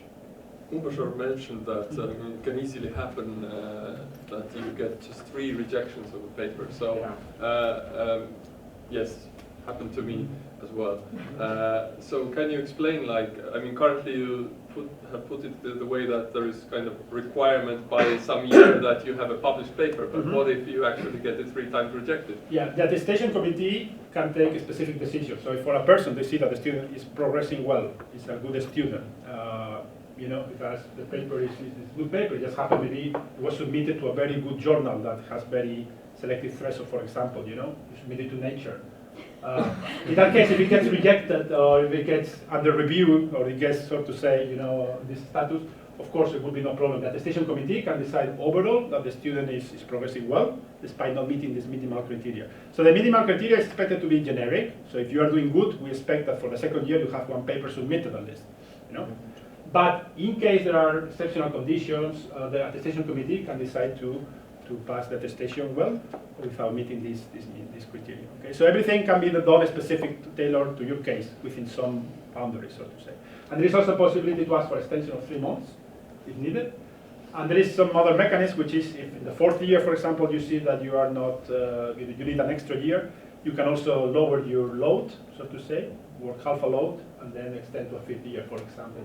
So there are mechanisms, but as I said, the attestation committee can have the power to see that the student is progressing well. He or she just had bad luck in maybe sending a paper that was sent to a too-big journal, for example, or situations like this can be handled within the attestation committee, if overall the committee decides that the student is progressing well enough. So the attestation committee has the power to say the student is not progressing or there is no outcome, or always fine-tune this. I do not want to undermine you. Okay, okay. Said that. I did my PhD for 11 years. Okay. So you see, and you can reach. There are some unfortunate weak spots in that. So you can succeed no matter but the number of years, but yeah. But the point is that I think things can be done specific to your case by the attestation committee every year. There was a question there first, and then the second here. Yeah, I would like to ask how the whole process starts. Is it more that you are expected to have a clear PhD thesis topic already at the beginning, and then based on this you find the supervisor and so on? Or is it more that you just go to maybe somebody and say, hey, I want to do a PhD, what should I do next? So at the moment of applying, are you expected to already have a very clear vision of what you want to do, or more more broad understanding of that might be the direction I want to go? I think, if I can take this one, I think there are both cases. Some people have very clear which topic they want to do, which project even they want to do, and some people just have a vague interest in artificial intelligence, so to say, or neuroscience, very vague. So there are both cases. But at the end, there will be a list of projects that you have to select to which one to apply. And this project has to be put forward by a supervisor. And the supervisor can do 2 things. The supervisor has a good idea and writes a project alone, and then you find a list of projects that you can apply to select, and then you don't have much saying into, let's say, that project exactly what is going to be the topic, because that was chosen by the supervisor. Or if you go and talk now to the potential supervisor, you and the supervisor together can discuss what project best fits you, to incorporate your ideas into the project. So there is now still time until end of February to discuss potential projects with supervisor. And there you can incorporate your wishes, your interest, together with the supervisor in this negotiation phase or in this together phase discussion of the projects. I think that was the truth is that there will be about 18 to 20 projects awarded to our supervisors, and this is a beauty contest between those projects. The supervisors are being ranked, so some will be left without the funded position. So the idea is your supervisor has to put something forward. If you have developed it together, it may be above or below the threshold. What we have done in the last years is also we have been a little bit more generous, allowed for additional projects. So even though we got 18 positions or so from the faculty competition, internal, etc. So we started last year 30 projects, 30 PhD student positions, and this year 25 or so. So some of those have been financed by institute or supervisor. Student has exactly all the same benefits, just money comes from different pockets. But yes, the competition is in between the supervisors first, and then you ultimately, in size, you apply for one of those projects. But if you talk to supervisors now, you still can have some saying into the project, so to say. And those supervisor projects have to have the name before they get ranked. It's complicated. So it's also good for the supervisor to have a candidate PhD student that might apply to this project. To have some name of people that show interest to that project, then it's also good for the supervisor. These projects will be ranked a bit higher rather than a project that doesn't have any student interested at all on it. So you kind of explained two extremes. Like one is that the student comes early and then the whole project is already tailored to that student, and the other that the student then gets to kind of apply to a particular project. But even then, there is some potential flexibility in the topic. I mean, the PhD project is still something that is relatively generic, typically. And within that project, there is some plan ahead, but kind of adjustments according to your skills and interests are still possible to some extent. Not radically, but a bit. It's totally true, and it happens often that you have to change the title of your PhD thesis. The beginning has one title, and at the end of the 4 years, maybe the title has changed considerably. So this happens, and this shows the flexibility that within 4 years, the topic can go a bit one direction, a bit the other. It depends on how the research is going, how new influence from other research. So things are flexible within some limits. Quite flexible. So then I think, what's the question here? Regarding the project, like, is there some area which is like underfunded? Like, if I, for example, have interest in theoretical computer science, but it seems like most of it is nowadays about machine learning, AI. Is it? Yeah, we need more people. We are so much looking forward for strong theoretical computer scientists. The supervisors with a strong theoretical background are looking for strong candidates, and the institute favors definitely those strong theoretical researchers as well. It would be very bad if everyone would do AI. Somebody proving the no lunch theorem for AI, no free lunch theorem, is very valuable. Yeah. So indeed, there is no area that, let's say, is not possible to make it. All areas are well considered, and especially those like theoretical computer science. We need more people. Yeah. For collaboration papers, can it be counted as one of the three papers? Yes, if two PhD students can show that each of them did some big chunk of the article or the paper or the study independently, not independently, but let's say I can say, look, I did this part, the other student did this other part. So this paper can go into two different theses as one of the contributing papers. Is that your question? Yes. You can do a collaboration with another PhD student, maybe from the same lab, and as long as you can show that you did this part and the other student did another part, this can be divided if it's a big contribution enough. Okay. But if 4 of you in joint collaboration have 3 papers joint in between 4 of you, that does not give 4 PhDs. That only gives 1 PhD. So you see my point. So we don't have very strict rules about that yet. But if you have joint PhDs, then there should be in general more papers. But there are also some countries where there are rules. Some countries where the rules are quite strict, and only 1 paper can be on both theses. Or even you have to be the first author to be considered. But we are at the moment in the it's not very strictly regulated, but my gut feeling is that if you have joint papers, then better have more papers, and then it's enough for one and enough for the other, and it's good for everybody. I have a question. But hold on. Should it be in the same university, or the other collaborators can be from another university? If it's I think within the same university, this rule applies, that it can potentially go into 2 theses as long as it's a big contribution, but as Jack said, better have more papers. It cannot be just 4 people doing 3 papers, then you don't have 3 or 4 theses, you will have less. But if it's across universities, I don't think there is. So one of my students, we got this situation that, okay, asked from collaborators whether it's okay to put on the thesis, and they said actually that no, it was also on somebody their thesis, and he is allowed only for 1, and he already had 1. So they refused us to put in on our thesis. In Tartu that was the case, but because they had this restriction. Okay. So, but otherwise, as I said, we do not have that strict regulation at the moment. In general, it's good to have. You should have international collaborations during the PhD. Go for it.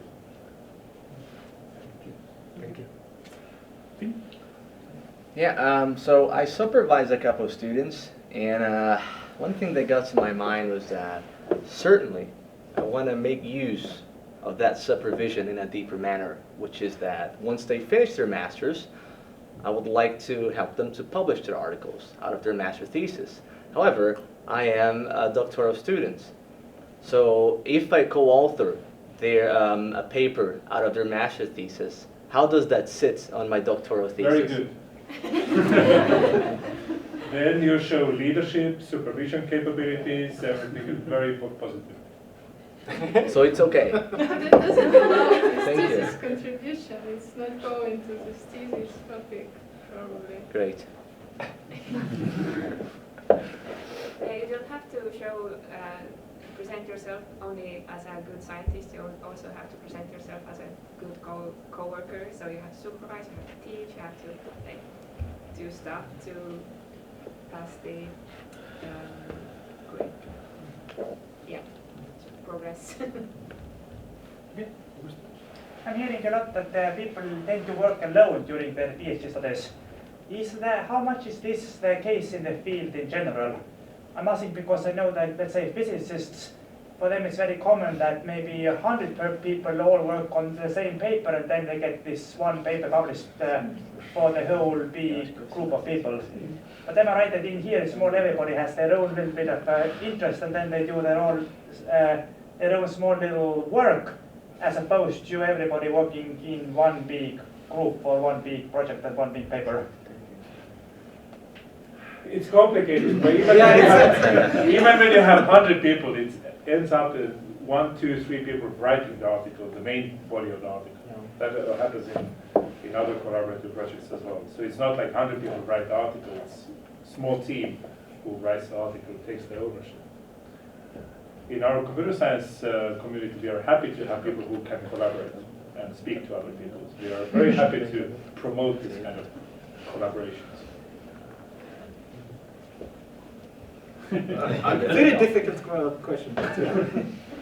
But I still believe that for PhD students, it's still your work. So at the end of the day, when you graduate, you will be at that moment the only specialist in that topic. You're the only one in the world. So you need to contribute more than the others on those papers, I think. So, yeah, if I put it this way. Yes, and if the collaboration paper has 10 authors eventually, maybe the part of work that you're responsible for is still something that it's a challenging work. Maybe you do several months work on it, and maybe that part is still mostly alone. Can be. Depends on the kind of work that you do. But then eventually writing your thesis, then you are properly alone. Unless ChatGPT. We see we're putting a lot of hopes on that program. You don't want to fail in the package protection check at the PhD. That can fail you at the defense. Okay, some more questions, curiosities, anything on your side? Maybe before you were mentioning that, I mean, 4 years is the regular case. You mentioned it can go up to 12 years in extreme cases. 11. But what percentage is finishing within the 4 years? I asked this question to Eva just this morning, and I think she told me that I think more than half of the people finish in 4 years, or in nominal time, if I'm not mistaken. In computer science? I don't know, Eva. Computer science and technology. Statistic.ut.eu, you can actually observe those statistics. Grab your laptop, go and explore that. So no public announcement. Okay, some more questions for the panelists? Yep. I have a question about your everyday work. So I was also a little bit talking with people about this area. So how much are you just sitting besides your desk and writing your article, hoping to get something done there? And how much it's more about doing other sorts of things like teaching some courses or other stuff? And in your research, how much is it about just sitting and writing versus doing something different? How would your normal work day look like? I think I can start. During my first year, even though I was warned about it, I still take some courses and were teaching. And at the end of the day, I had hopefully one full day of research where I was reading something, but it never felt enough. You want to stay on research almost every day at least sometimes. So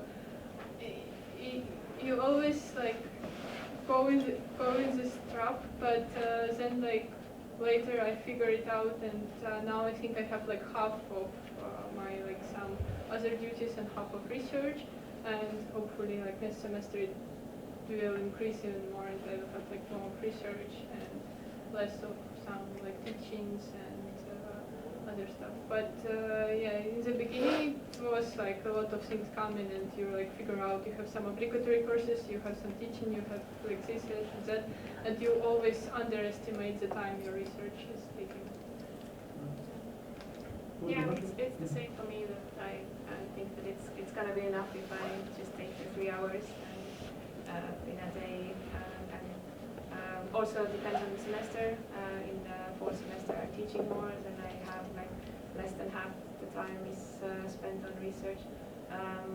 Also, it's even when doing research, it doesn't always look like I'm at my computer doing this.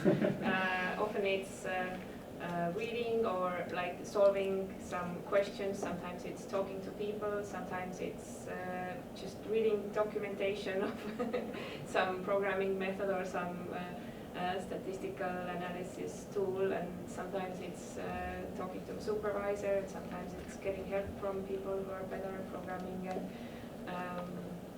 sometimes it's reading and discussing what I read with people to get a better understanding of the thing. So it's I hate being alone at my computer just doing this, and so I try to mix it up as much as possible. Yeah, I want to add one more thing here as well. So PhD not about sitting behind computer and doing writing paper. During your PhD, maybe you are working on some projects which are relevant to your thesis topic, or maybe less relevant. Also, you are teaching the courses. Maybe you are reviewing some papers as well. You are doing a lot of meetings with your supervisor, with maybe if you are teaching some course with students. So, again, how I said, PhD is a process. So during that process, you will learn a lot of things. You will be good speaker, writer, thinker, and everything else. So I think the time management here plays a role.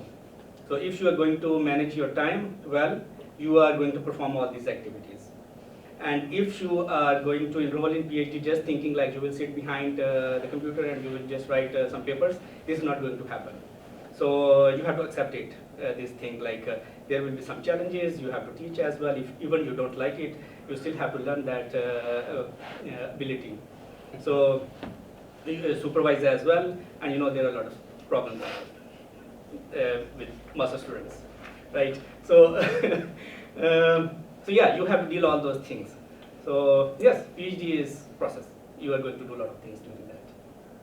But I think teaching is very, very, very important part actually, where you learn to express yourself, to understand the topic better that you are supposed to teach.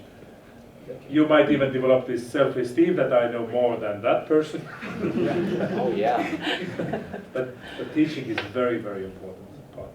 Even if you don't like it, doing that on a regular basis, I think is very important. I just want to add that it helps you also to get better in formulating your ideas and how to communicate it to people and be sure that they will understand you. It's one of the difficult things, I think, in the scientific community. While in our talk too much that you forget how to communicate properly to others. Yes, both Marlon and you said how important writing is. Writing skills are already to start with, but I think I wouldn't say so strongly. At least, I mean, it depends. So if you feel that you're not good yet in writing, then there are ways. I mean, particularly if you are maybe already good in formulating spoken language, but not so much written yet, then it's easy to develop, perhaps. And also that's the main assumption behind a university. People can change. And they can learn things and perform differently than they did when they started. Exactly the picture which Miriam showed, like there's a bunch of like supervisor thesis and other scientist, research papers, and then your first paper. So yeah, it is going to be. For instance, like when I started writing my thesis, of course I have to use some material from my first paper. And I was very happy about that. It was accepted. But when I was taking the content from there, then I said to my supervisor, "Can you please tell me who wrote this?" Because even I couldn't understand, and I was not expecting to be right in that way. But at that time, it was okay for me because it was I was learning. I was not a good writer, but I was still striving to be a good writer. So yeah, it is a process. So you will be good writer after publishing like around 100 papers. I have a question related to teaching. Is there also, because you mentioned teaching a lot, but is there any requirement like you have to teach X number of courses, or it's more like just encouraged? No, it's. Did I promise salary? Yes. So for that salary, I think it would be really fair to expect that you teach 1-2 practice sessions per week. I think last time, I don't know about after the change of curriculum, but before that, there were 9 ECTS which were directly related to the teaching. So, yeah, but I'm not sure like how it's right now. Yeah, now teaching is expected actually in the research, development, and creativity model. So teaching is like a learning skill that you have to tick off in this all the research, development, and creativity model. But there still will be subjects on the courses side that you can take also to put a mark there. So I will need supervisors to these algorithmics TAs. And you are working as a TA, right? As a teacher. Yes. So Yeah, normally, yes. Normally, yes. Normally, you're expected to lead the practice session, as Jack said, so that means teaching assistant. And normally, the lecture is given by a teacher or professor, normally. But of course, this depends on the arrangement you have with the supervisor or the instructor of that course. But usually, the usual case is you conduct the practice sessions as a teaching assistant. Yeah, I have another question. It's a bit of a weird question, but is that, so if I understand it correctly, when you think very objectively, there is some positive reinforcement to the idea of finishing your doctorate later. We briefly touched this a couple moments ago, which is that when you finish your doctorate later, you also get money, right? The years that you take longer, you also get the money possibly. However, has the university ever thought of the idea of if you finish earlier, you get the rest of the money? I know this may sound insane.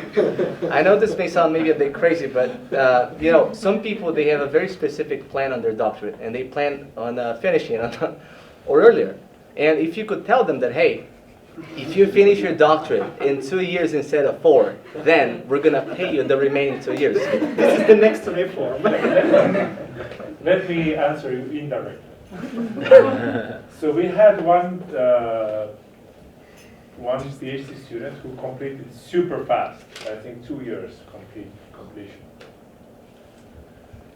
And we were kind of thinking, oh, that was so cool, he did it so quick. It was so good. Let's issue a press release about that. Actually, that was not a good idea because it was really killed. Is PhD really something that you can do in 2 years? You must have lowered the expectations. No, look at the thesis. He wrote very, very good. No, but the impression is that it will only take 2 years. So speeding it up too much, first of all, is not necessarily preferable in general. But the rest of the thing, it depends a little bit on the financing backgrounds, etc. But yes, no, we are not handing the rest of the package to the PhD student because we don't get that package in that way. But this comes only. But also, doesn't this scholarship stop after you reach 4 years? The new ones are salaries, so we get almost fully away from the scholarships, but even then, with the next head of the institute, they try to start negotiating. Yeah, It was non-negotiable with me. If you start, if you finish early, then you can just not submit your thesis yet and then just chill for 2 years. Exactly, exactly. This is the issue. This is the issue. I think it's not a so common problem. To finish much earlier than 4 years or 4 is like a good number, let's say. Some more questions? Yeah. How is life after a PhD? Yeah, I mean, okay, very good. Those who are doing PhD here, I think for 4 years, they are going to feel some extra burden on their body, on their brain. But once you are done, I showed you a picture where I'm smiling, my face is shining. So you will be look like that. So I think in my life, one of the best things which happened to me is my PhD. So yes, once you will do that, you will understand that feeling. I can't explain. I don't have words, but I will try to express this. But yeah, once you will done it, you will feel automatically. And yes, of course, there are like others as well who have done long time ago, and they can maybe like tell also something about because they are living with the PhD for a long time.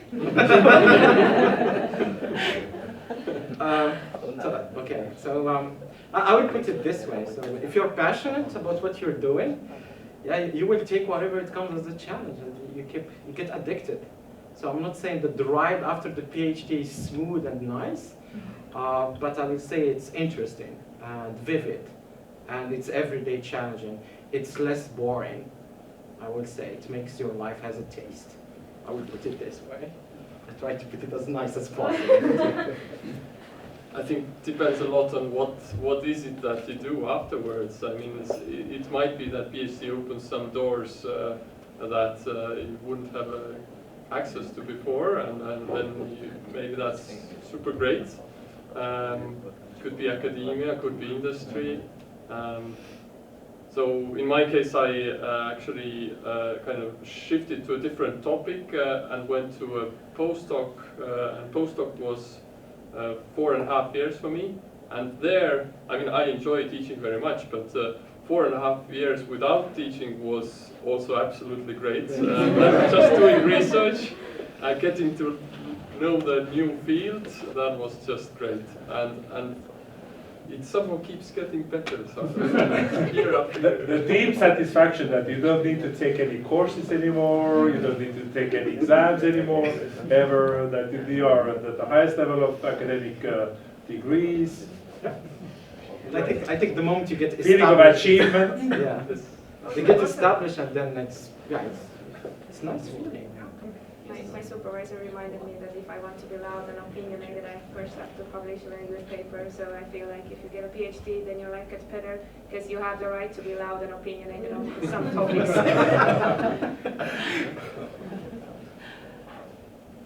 Yeah. So some more questions from your side? I can ask. Okay. How was the work-life balance after PhD? With the kid in the equation or not?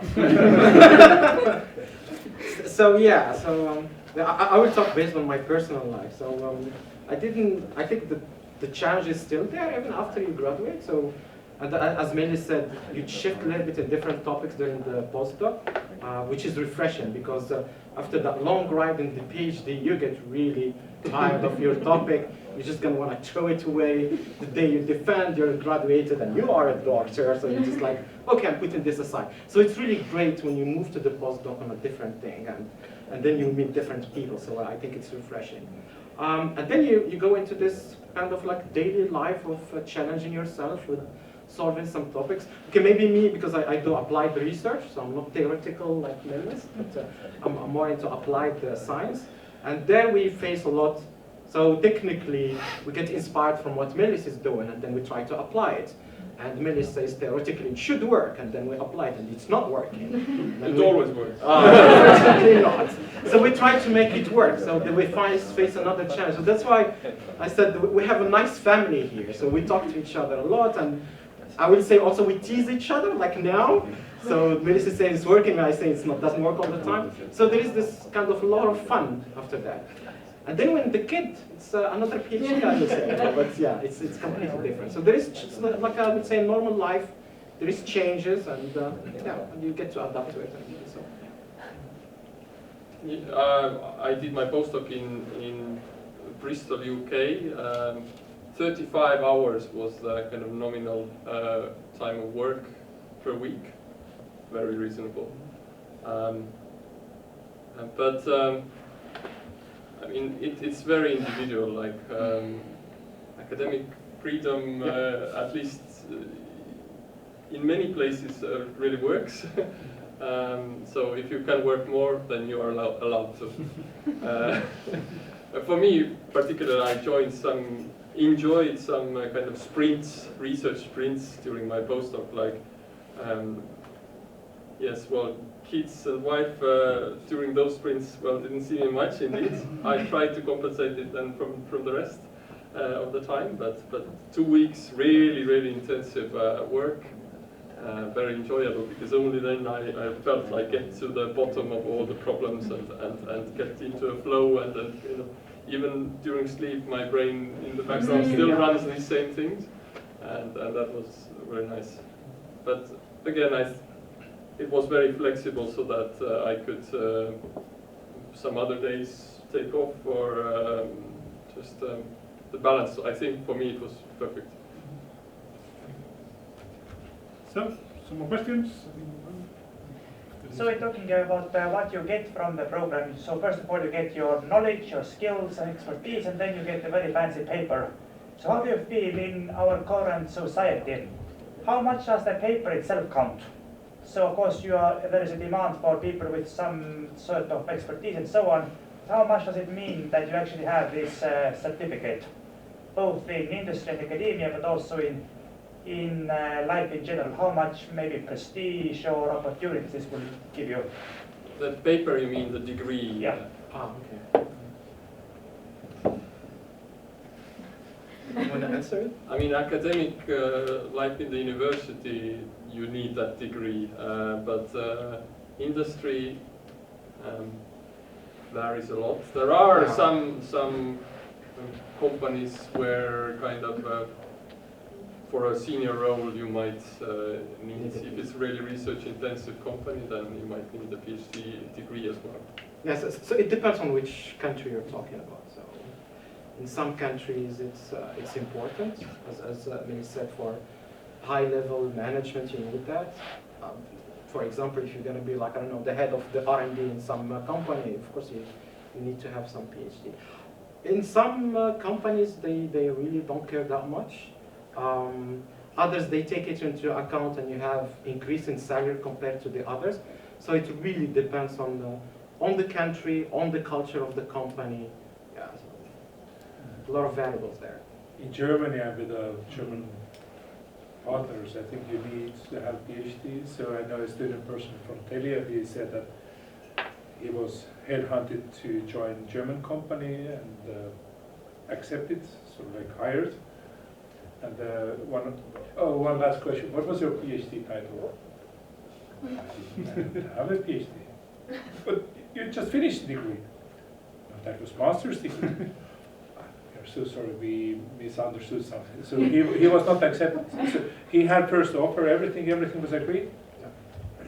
And in Germany, not. Germany is very important. They even changed your ID card. Yeah. That's why we have this Professor Dr. Unruh. You have Dr. Unruh. You have to look up for U under the D. They go even more aggressive. If you have engineering, yeah, they had it. But yes, it's true that you don't have the job postings on CV Online with a PhD, but then I said that it doesn't say that job posting for the president of Bolt, but it doesn't prevent Bolt from hiring a PhD, Evgeny Kavanov, as their president, right? So it's a little bit complicated. I think I showed you the number. The number of PhD holders in the Estonian IT community who is outside of academia is so small, maybe 100 people or so. Of course there is not enough of that. So in Estonia the situation is, we are changing the situation. And I can also add, I heard an opinion that companies in Estonia are not know the value of PhD people yet, but you like if you go to PhD, you can convince the company you are coming with so wide variety of skills and you define your value. And once the company like learns this value of a PhD person, they value it a lot, and you like it's not as valued as in Germany, but it definitely like very valuable for companies.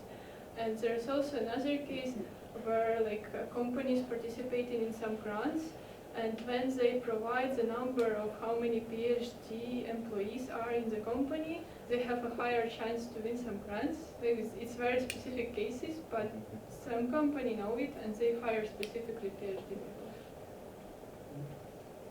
I also suspect that in the public sector it's a whole different story. There I think it matters more if you have a doctor, if you want to be, I don't know, the head of some... Not in Estonia, unfortunately. Okay, but in other countries and international relations, I think that counts. The head of institute need to have a PhD degree. Yes. Yeah. So that's what we say. Okay, it's been 50 minutes since the panel started. I'm very happy because there have been a lot of questions from your side. Other years, most of the public were very silent. I had to ask a lot of questions, but in this case, you guys made it a lot of questions. We can continue a little bit if you're interested in. You have more questions from your side. I must say I'm very happy with the dynamics, especially compared to the years. I actually have a question. So we talked a lot about the serious stuff, but what about the social aspect of being a... Oh, please grab a beer. No, not only the beer, but what about just being a PhD student and the social part of it? I think it started in previous years, like with all this COVID and stuff, there wasn't much social stuff, at least for my side, but this year we've seen our lab improve quite a lot. We have party every Friday. So. And also there are some PhD students who organize some sort of social PhD events, combined maybe with some informative session about, I don't know, some software that helps the life of the PhD student, and then they have some social event with drinks. So I think there are some group of PhD students, I think that Ari and you're still from yours also, who are organizing PhD events for PhD students. Sometimes they invite postdocs also, but it's mostly for you guys, for PhD students. And for me, I don't have an actual research group. It's just me and my supervisor because I have a weird topic. Nobody else studies in this building. But I really feel that the social aspect in this building is very good after the COVID thing is done. Because every time I have a problem or I'm stuck on something and my supervisor isn't available, I just take my laptop, go to the coffee room, and somebody will appear that like magically I manifest them. And there are people that are interested in helping me or providing support, and we have like lots of opportunities in this building to spend time with people that we choose, not just the people we are forced to work with. The social life is what you make the social life to be. You and your friends in the PhD. Yeah, there's Rutli Tanab, you know? You just go there, you have social life. Right. Yeah. But it's different. But the PhD event Raul was talking about, these are wonderful because these are just for our PhD students, and I always feel very like I'm in the right place with the right people. That this is. I think we got very nice quote from a feedback, saying like this is my people and this is where I belong. Like after the PhD event. Nice. I would want to add, I'm not a PhD student yet, but I got to go to a conference already, and that's like the ultimate social event. Oh, yeah. Really, like that's like that's something that is really like the nicest social thing that you can have, I think. How many really- participants? It was equal. Roughly, I don't know. 100, I don't know, it Okay. wasn't. Yeah. Because I just went to a conference of 10,000, so it's a bit different kind of social thing. It can. And then you ended up in talking to the. Exactly. It really depends so what you make of it. If you then go to a conference of 10,000 people where you don't yet know anyone, then it is a bit kind of weird for us, at least for a computer scientist like me, nerd. Computer scientists are different. All types of computer scientists. But yes, okay. Yeah, but when you go there, then you can learn that you're not the nerdiest. You feel better. Yes. Yes, well, they, and you are they not do. the weirdest one, and you are not the one who's dressed the weirdest. Actually, these days the conferences do work a lot on that. There are socials and parties, and so even in a big conference it can really be fun. But parties also. yes, yeah. But I think the ones that are 100 people or 50 people, these are even the best, because that's really where you start to feel this is kind of a after the event almost like these are my friends. Yeah, socializing with smart people is a different level of socializing than Ridley Street. So I'm not saying Ridley Street is bad, but it's like a different type. Like you don't always, you sometimes want variety. I can also do a fast forward from those conferences where you went and got to know some other PhD students in your crowd. And then fast forward a few years, you start to see how they go to this postdoc, this assistant professor, associate.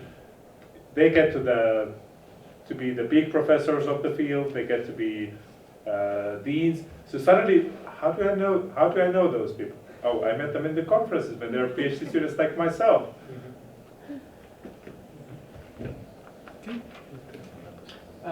So I understand we will be employed if we do a PhD, but how is it like if we have to now go and defend our paper in New York? Is that a work travel event and will be compensated? Or You don't defend your paper, you present it. Yeah, true. It's already assuming that I'm going to